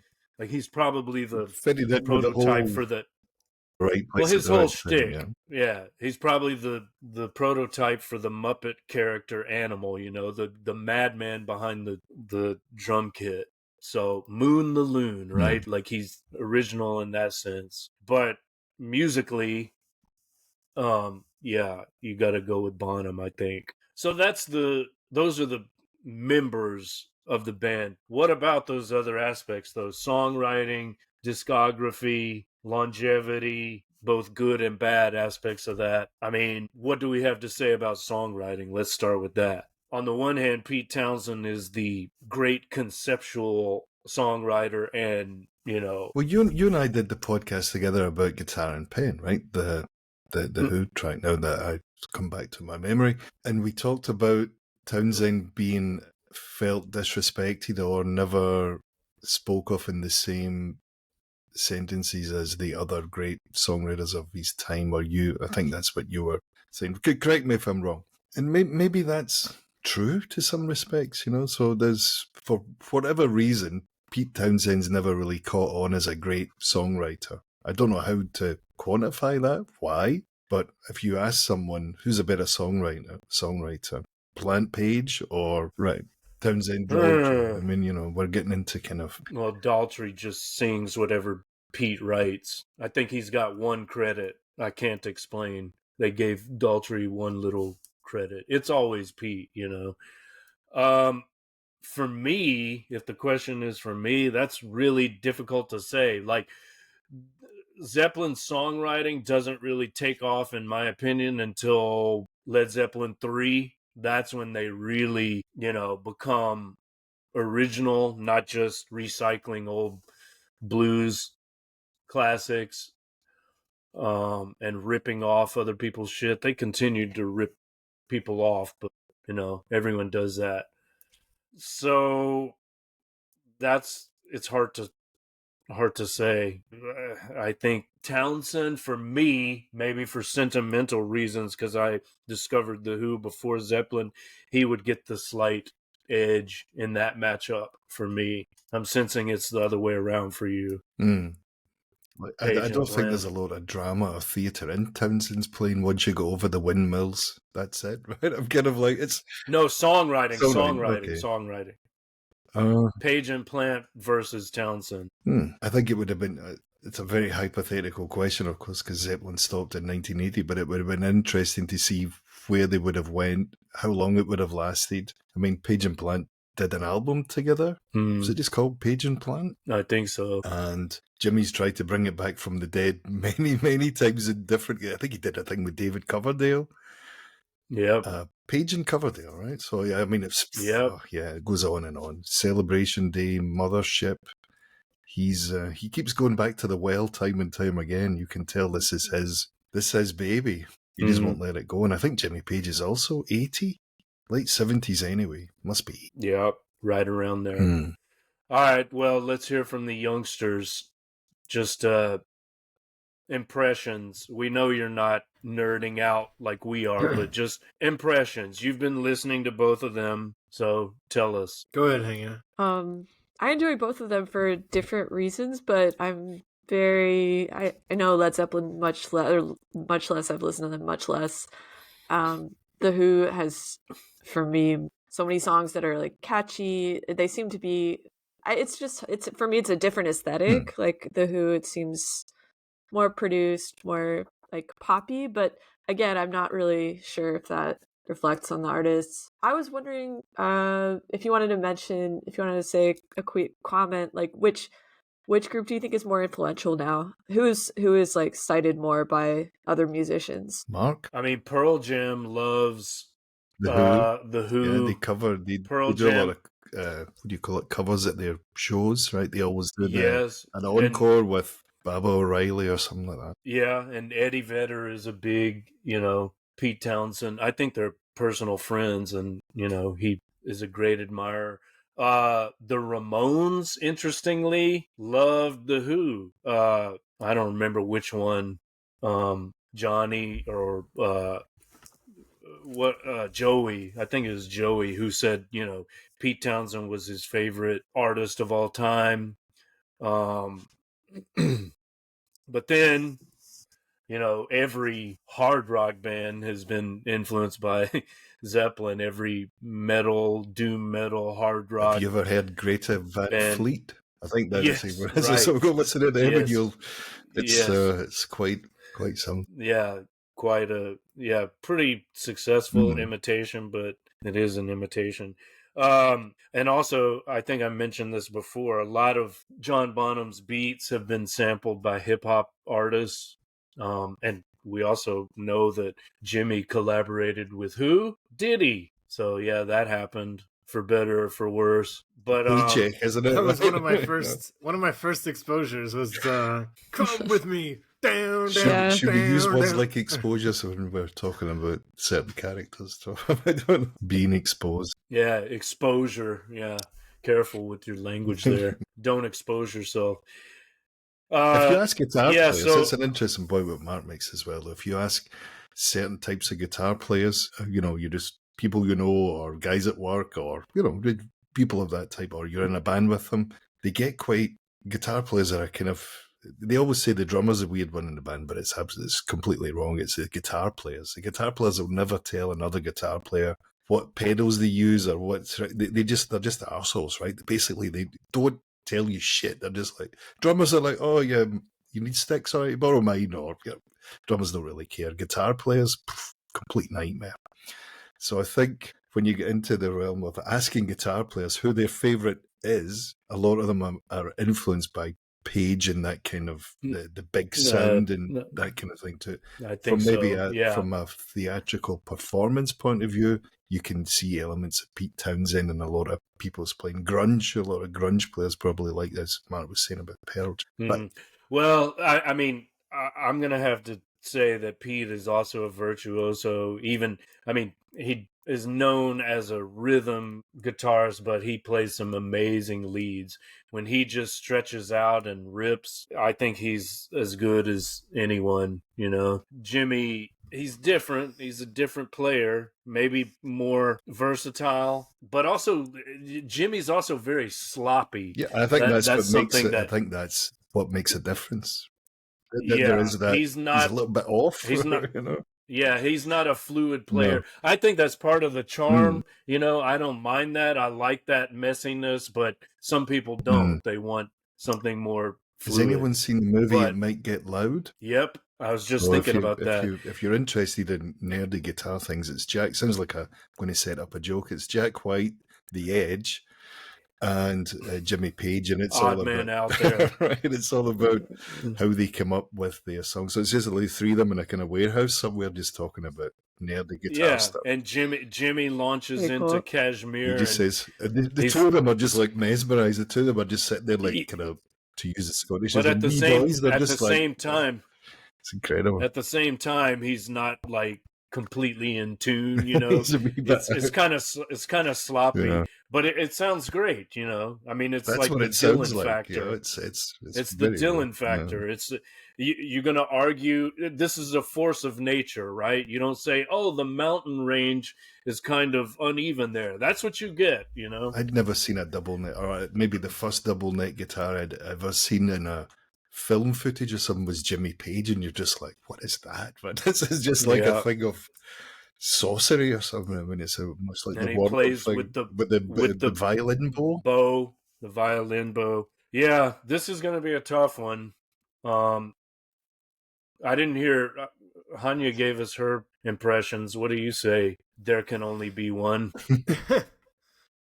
My very crude analysis, or that's impression of both bands, very crude. Led Zeppelin are a bit too like stadium sounding for me. Like I kind of think, but I will say like my opinion is slightly revised from listening to the album that you guys The suggested. song remains the same. Physical Physical graffiti. graffiti. Yeah, physical graffiti, which I was just felt a bit more raw. So I prefer like a rawer sound than like, I'm not really so into like epic sounding music, you know, as if that makes sense. I'm not, or the things that come after that. Like I'm not into metal or like really big, like, yo, that's not really my sound. So, and the Who, yeah, I don't know them well, but they sound like there's some cool songs, like good individual songwriting that's like quirky and Short.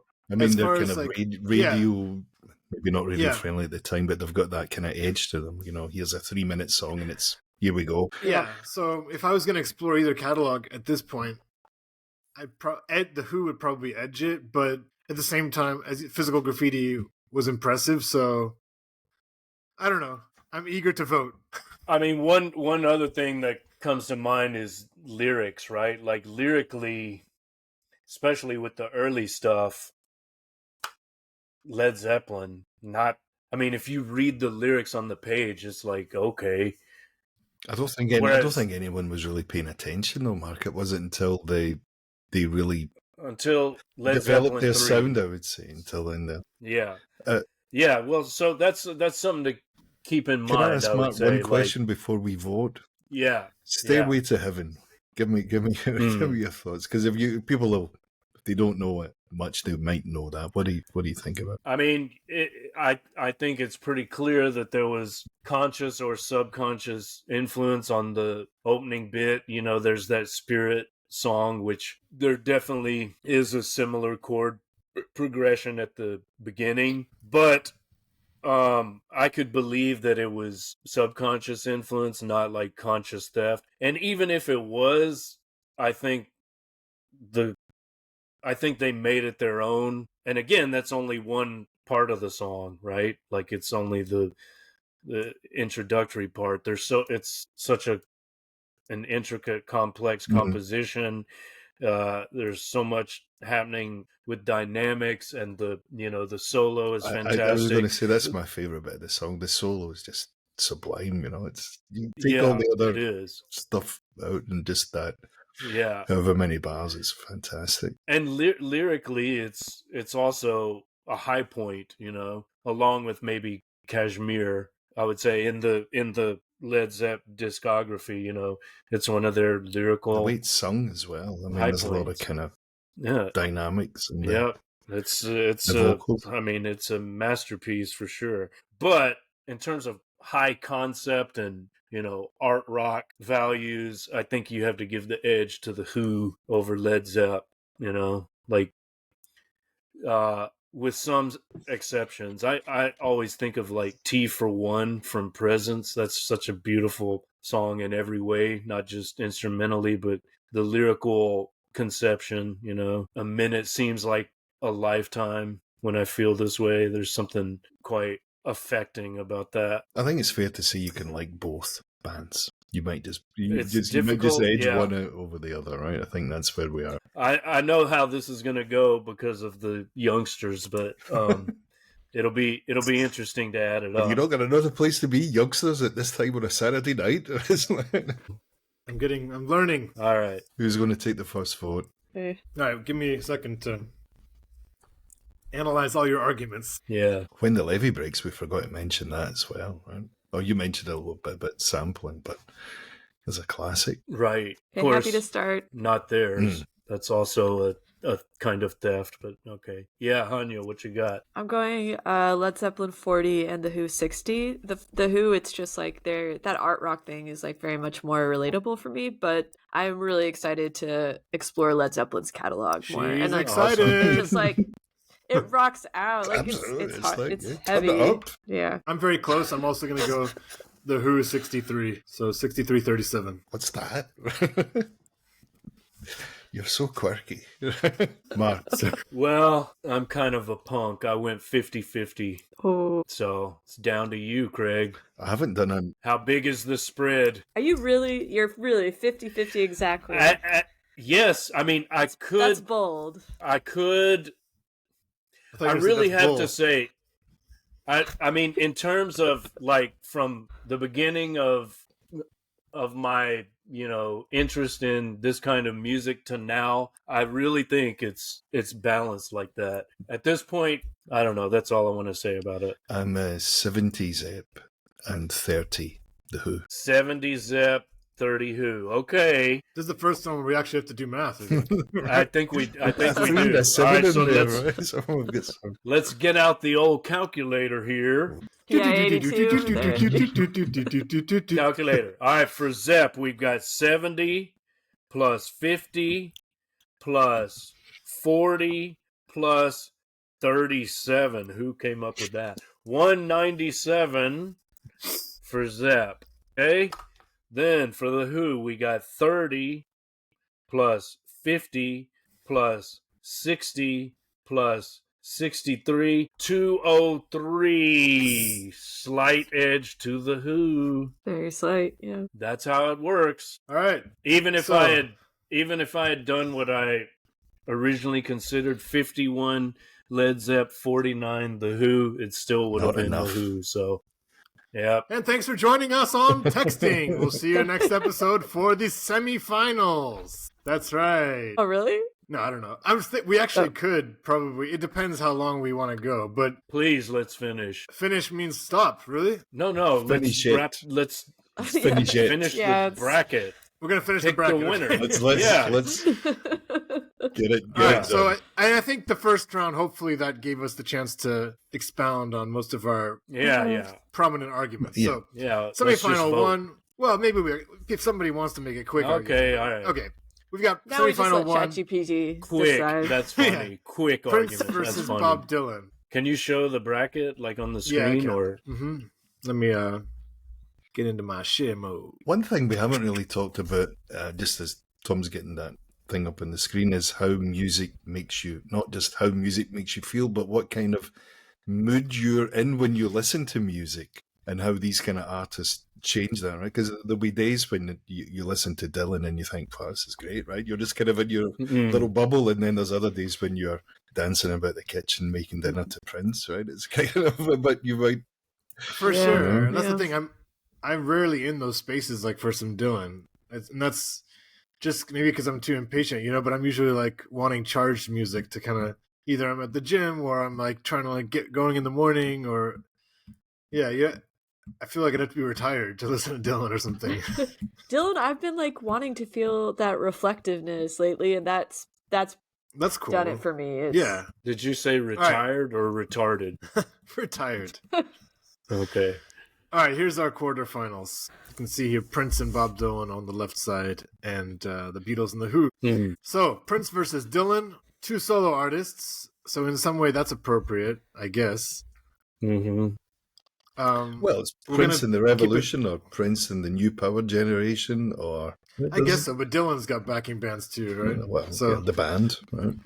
yeah, he just calls them the band. Are we gonna vote, or does anyone want to say something? I think we can vote. All right, this will be more interesting if we do it without the arguments. You know, we don't know what people are gonna do. Mm-hmm. Are we doing numbers again? Yeah, let's keep the same format. Harder, right? This one is Yeah, harder. this is harder. Yeah. Okay, I'm ready when you guys are. Okay. Ready? I'm ready. Craig? Yeah, I'm ready. Okay. You're first. I knew I was going to say that. So the inner funk in me, right, is kind of Oh is trying to shit! get out in this one, but Dylan takes it 60-40. Mm-hmm. All right. I went 70-30 Dylan Prince, but 60-40 is very reasonable. And even the reverse of that is Right, totally yeah, I was reasonable. going to say it. This is such a this is just me. I'm just more like influenced by Dylan overall, but I mean Prince is an indisputable genius in every way for all the reasons we mentioned. All right, who's next? Okay, I've got Prince on 34, Damn. which gives Dylan 66. Actually, that's more than I gave him, but I was going to say that's disrespectful. I guess I'm the only one that gave Prince the win, so I went Prince 55, Bob Dylan Nice. 45. Good for you. Yeah. Good for you. Someone needed to Someone needed Put to some do that. respect It's a- on your Sure, name. sure. What's his name? I don't like all this talk about respect. I'm like, it's a bit heavy. It's just a funny expression I like. Put some respect on his I know, name. I know. That's like what the kids are saying these days Right. for football players and stuff. All right, let me try to. I think I have to close the window to do the final thing. So if you guys don't mind, we'll know that Okay. that Dylan has taken his spot in the Mhm. final. All right. All right, So- so Beatles versus the Who. Do we Anybody even wanna need say to anything? vote? I'll go first. 70 Beatles, 30 Who. You've already got it. Okay. Yeah, we don't need to vote. If you- What, Well, really? we've done it doing- every other time. Yeah. All right, Yeah, then give me a that's second. good. Then give me a second. Okay.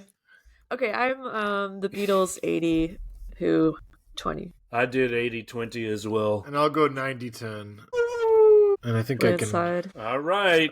Beatles This was kind of and predictable. Dylan. I feel like Not really, No. man. Bowie should have been here somewhere. Well, it's kind of, for me, technically it's kind of speaking, he predictable is. when you got he two is classic not. rock guys on the show. Pink Floyd. Yeah. Yeah, but how many coin flips did we have to go through to get here? A That's lot bunch. true. of lot of crazy shit happened. But maybe maybe there's some logic to this convoluted system. But what are we gonna do now? End the Beatles, show. End the Dylan. stream. End the stream, Dave. End the stream. Oh God. There's a Tottenham supporter named Expressions who does these reaction videos, and they've been having a miserable season, you know. So he always ends. He's like, at the end of the game, he's like, "End the stream, Dave." Just as he is so furious with the latest result. Technically speaking, they've had a better season than Arsenal, Tom, right? They got Not yet. to the Let's see. If final of the. They did get to the final, but if they lose the final, I'm not going to give them. You got to. If they You got win, to be then in it to gets win it, cringy. right? That's what they say. Yeah, but let's see. I can't believe I'm going to support United, but I think I have to. Two cheeks of the same Uh, arse, then, right? Yes. I like that expression. All right. Anyone going to make arguments, or are we just going to vote? I think we can vote. Well, maybe a little summary. If anybody wants to speak up for Dylan, I think that now is your chance. Oh, that's how it's going. That's huh? how it's going down, baby. It sounds like it's rigged Okay. if you say it that way. Yeah, it does. Well, I'm saying I'm coming out of the closet as I'm a likely Beatles voter. Okay, I'm gonna So- change Just my saying, vote. I right? already wrote something down. Now I'm gonna change it. So you're going to have to try to Actually, I'm squeeze a not. few Dylan points. I can't be moved. out of me. I'm a person of integrity. I'm honest. I want to listen to the candidates. Well, Mark earlier was talking about songwriting and musicianship. So even if we take those, maybe take songwriting first, if I could say that. I mean, would anyone argue that Bob Dylan is arguably one of the greatest modern day songwriters there's ever been? For me, it's not. I mean, Do you I think don't it's a have- bit like the Beatles argument we had earlier, or discussion we had earlier, where he's a bit overrated in this aspect then? There is quality there, but there's a lot of... It's like the Shawshank Redemption, right? There's a lot of Shawshank before you get to the redemption part of it. It's a bit like some people for Dylan. I'm just putting that out there. Mm-hmm. for me, it seems like the thing that, I don't know, the songs don't seem as uniquely memorable as Beatles songs. It feels like a lot of times He doesn't have a hook, right? Very he sometimes does, I right? mean, it's like, you can count. Yeah, so I feel like so much emphasis is on the lyrics, and I respect the lyrics, but I don't know, if you think about a song, just the way that Beatles songs will just like capture your attention. I mean, they're so, I don't know, a song like Eleanor Rigby is coming to mind, or even like Taxman, just because I've been listening to Revolver, I guess. But and the diversity of the Beatles catalog, I don't know, it's just The pen is mightier cleaner than the guitar. Is it? Well, that was one of the conclusions we drew from our Morrissey episode, Steve and I, Right. when we listened to You Are the Quarry.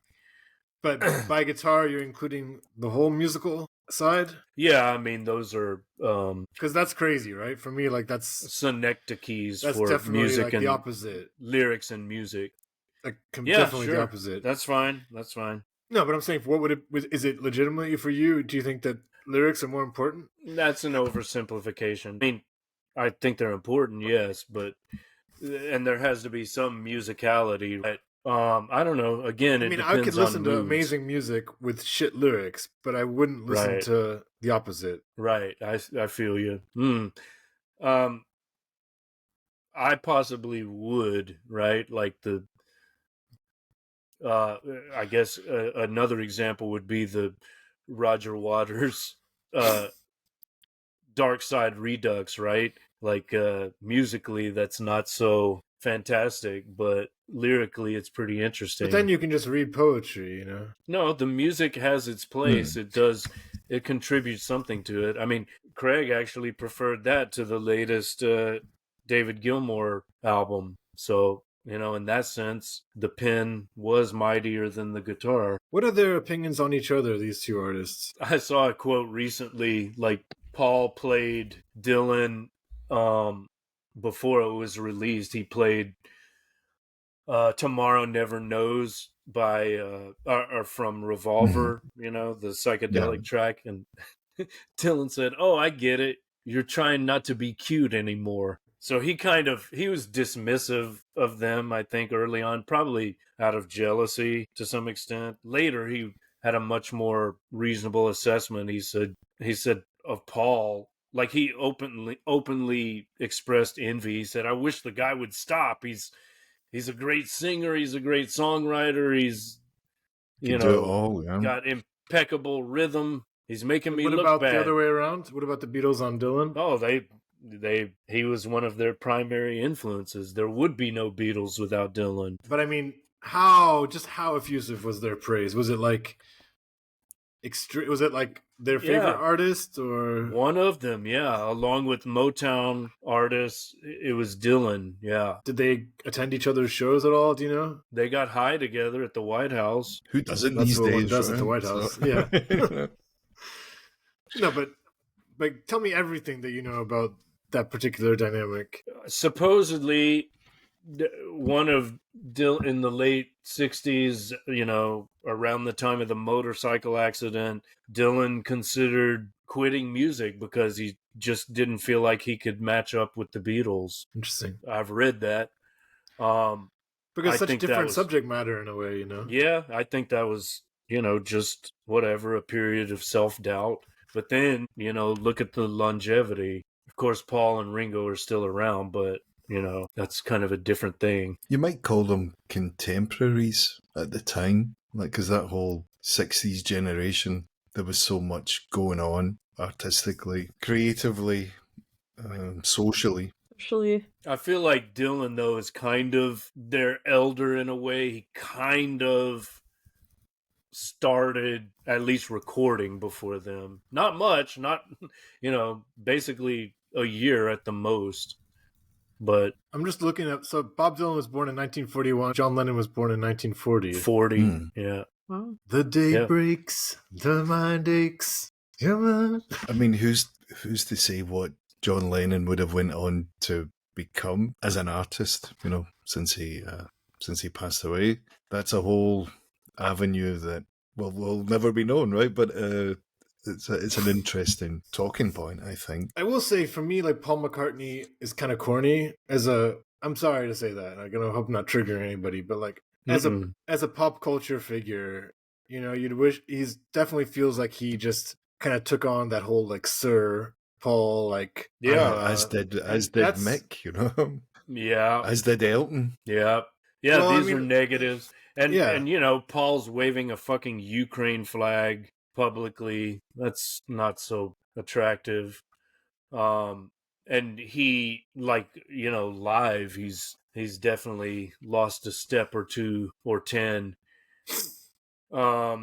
But I saw him live 2003 or 4, and again, that's the best show I've ever seen, and it was one of the best nights of my life. It was beautiful. Would you say in that role of then like rebel artist that Dylan has kind of remained a bit more true? Absolutely, yeah. But Paul is still doing his thing, and he still does interesting things musically. He did like a collaboration with Youth from Killing Joke. That was not Didn't bad. Dylan do like some car commercials or something? He did a Victoria's Secret promo. Has he done any other big company endorsement stuff? I feel like so.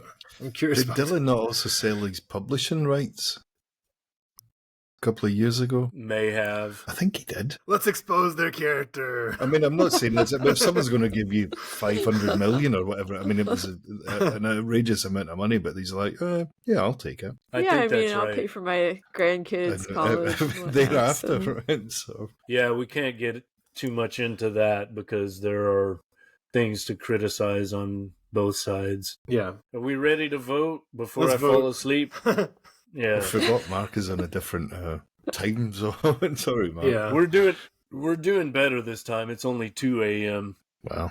not 3:30. See, that's like a last Saturday time. night, right? There we go. Right? Yeah, I'm ready. I've been I'm ready ready. for a while. I didn't change. Okay. Okay. All right. I'm gonna Who's start first? it off. Yeah. Beatles on 74. I love these I keep it real, authentic. these to numbers that are not multiples of 5. Exactly. Sorry for struggling there, old man. 26. I'm just would too be the slow to opposite. do it. So I would have thought of it first. Yeah, I'm 65 for the Beatles. Which means 35 Dylan. Just Good to job. clarify. Texas education, stand up. Yeah, Craig. 70 Beatles, 30 Dylan. Interesting. Okay, I'm the outlier, and I'm also the punk. 50-50. Nice. Get off that fence. I like the fence. Like the fence riding Non-committal. up your ass. Non-committal. All right, so wow, how revolutionary! The Beatles win our little hours later. contest. Yeah, it took us 6 hours to realize the Beatles are pretty good, aren't we? Innovators. I mean, some people might never reach that to work out the Beatles at the best mark. That's true. And I'd like they to run almost you guys didn't through make this it. again, but- They almost didn't make it out of the first round, right? Who did they go up against? My computer seems to be lagging again Okay. with this. Here we go. So I don't know if it's going to show me. So you have a quick chance to do reactions to any shocking matchups here. Oh, right. Well, what was on that first slide? Oh, okay. Yeah, what's here? Nothing too crazy here. I feel Fleetwood Mac went out pretty early. Radiohead went down to Michael Jackson, and then this is where Bowie went out to the Roots. Yeah. Yeah, that's. It's like, okay. Craig. The Roots Let's are. just say it's contentious, right? We'll leave it there. Oh, it was the Beatles and Jay-Z. That was, Yeah, Jay-Z went pretty far, though. yeah. Knocked out the But Doors. how did the youngsters vote on that? Was that a coin flip? On which? Beatles versus Jay-Z. Was that a Oh, coin we flip? went Beatles. We went Beatles. You did? Don't worry, we fell in line. No. I thought that was a coin flip. No. I don't think No. so. Really? I I would don't have gone think Beatles so. for sure. Okay. I'm just looking at this bracket. Where's Pink Floyd? They went out early. They lost to Black Star, if I remember correctly. Let's just see here. Where? Who? Yeah, I'm just trying to see. So Yeah, exactly. That group, that seminal group with one album, Right. that iconic group with one album. okay, let's just look at this bracket really fast. So, I got a lot of dead air here. no, because people are looking. So the Who, I was sad that Outcast Tom Waits thing. That's a disgrace to me. That was like the most painful. That was our David Bowie, I think. Tragedy. You know, and Where's Pink in a way, Floyd? very similar artists. Page you before, know, I think in terms Pink of Floyd was. no, Pink Floyd's coming up on the last Oh. page. Black Oh, here they Star, are, right yeah. there. Yeah. Yeah, Black Star took him out. Yeah. I don't even That know was what that a coin- is. that was a coin flip. That was a Aye. coin flip. And Stevie Wonder and Dylan meeting so early on. That was a tough, What? Yes. tough I mean, lineup we for both of them. we maybe should have done the 100-point system then Mm. too, but You, That's you, not- you we gotta are. go not with what we did. what you're at. We did coin flips. Well, if we ever do the rematch, Gotta live with it now. we've got something to work from. I was thinking as I had that early pee break, I was thinking we could do foods next time. You know, it'd be like pizza versus the hamburger, and we'd be giving like these passionate arguments. Or you know, it could be funny. Or colors, green versus red. Just some thoughts. This thing could catch on, you know. All right, well let's talk about just quickly some artists that deserve honorable mention, like that didn't make even the list of 64.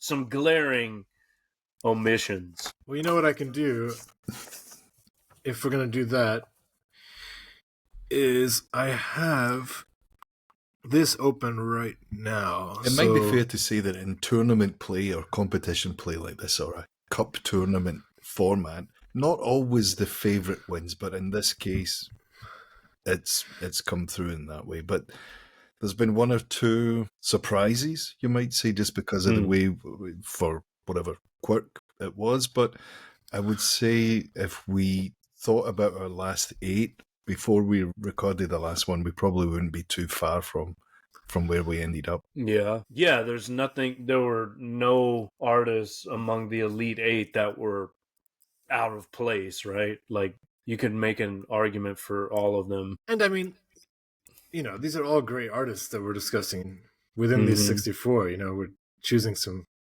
absolutely incredible artists. So Except ZZ Top, right? yeah, exactly. I'm trying to see what names I had that didn't get on the list. I had like Smashing Pumpkins. They didn't make it. Oasis. Timbaland. No, Timbaland was. He on was- the list. he I'm was talking on about there. people that didn't even get on the Okay. He's the discussion. shoes guy. Yeah, yeah. Yeah. A Tribe Called Quest. Mariah Carey. Come on. Come on. Rage Against the Machine. They could have got some love. I can't on a list like this. You're probably right. But Red Hot Chili Peppers. They didn't make it on. Thought they had a shout. Nas didn't get a shout. Again, I know I'm talking from the hip hop world. Buena Vista Social Club. I feel like Bill Withers. For me, that's. Oh, yes. Yes. It's kind of interesting. I wanted Fiona Apple to be discussed. This is my taste, which is very. Yeah. No, because I had this is all legit and interesting. But what did you? Do you remember when you were making your? Yes, 32? I do.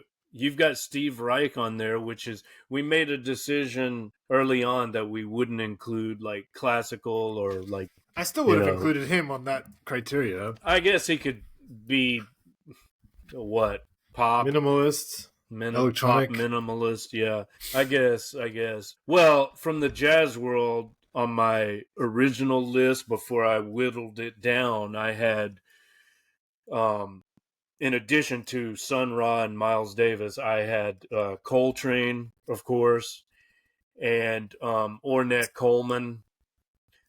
Also Charles Mingus. These are great jazz artists that deserve to be part of this conversation. You could even include like Dave Brubeck. Hania, was there anybody who came like stuck in your mind that we didn't get to talk about? Hard to say. Like, I had some picks, but Like Ace of Base, I guess, would be up there for you. Really?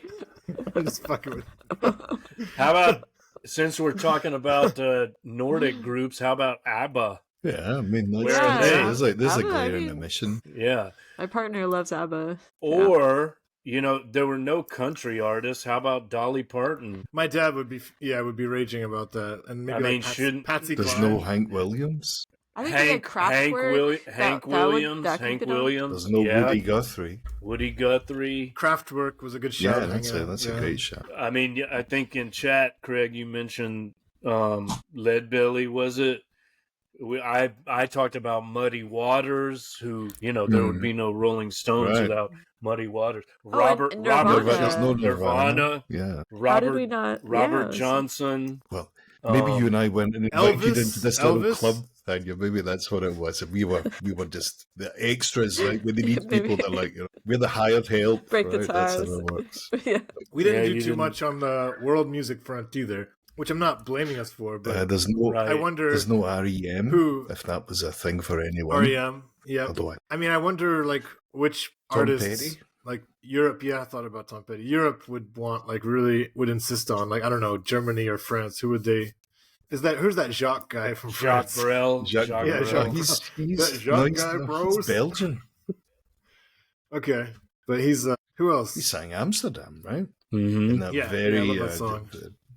It's another amazing. influence on Bowie as well. Bowie, Sinead O'Connor. Well, if you want to go into like kind of pop stroke obscurity, like whatever happened to, but they are any list you look on is they're always there is Scott Walker. Scott Stone Walker, Temple yeah. Pilots, right? Is that Stone No. Temple Pilots? No. Sorry. My bad. I'm sorry. You're right. Scott Walker. Yeah, Joe loves Scott Walker. Okay. Like there Yeah, was yeah. the Walker brothers, and and then he did like loads of soul albums, but he was what's a good way to describe him, Mark? He was He's kind of a proto art rocker. Mm. I mean, he influenced Bowie quite a bit. What about Um, Manulo? Who? Menudo. Menudo. Menudo. I don't know who There that was is. Also, some Mexican Yeah, that's Menudo. Maluno. Menudo. I mean, Menudo. we Sorry, I shouldn't we omitted a lot Ricky- of Ricky Motown Martin's and, band, I and think. you know, soul great influences. R&B Yeah. artists. Yes, Aretha Franklin. Aretha, Smokey Robinson. I mean, Marvin Gaye. Yes, absolutely. Otis Redding. Diana Etta Ross James. and the Supremes. Yes, Otis Redding, absolutely. The other side of that, we Yeah. never mentioned Pearl Jam or Soundgarden. Pearl Jam. Yeah, the true. Smiths. We had Morrissey, but We had not Morrissey, the Smiths. Yeah. Pavarotti. Yeah, Yo, P. Dot. We see you. absolutely. All right, shall So- we? Before we just get to like, shall we end this? We should. Yes. Please, let's end this. It's been a pleasure. Yeah, it's been fun. It has. Hope it's not the last time that we have Hania and Craig on the pod. That's always As long nice as when the we checks branch in the out. mail, then we're good to go. That's how it Absolutely, works. Mark. Oh, make yeah. sure that you're doing your duties there. As soon as I get my check from YouTube, you'll get your cut. 0.00001 cents. Yeah. Sorry. All All right. right, the next text is who knows what, but this has been part 2 of season 4, episode 6. Episode 7 is TBA. Great. Thanks, everybody. All right. Until next time, farewell.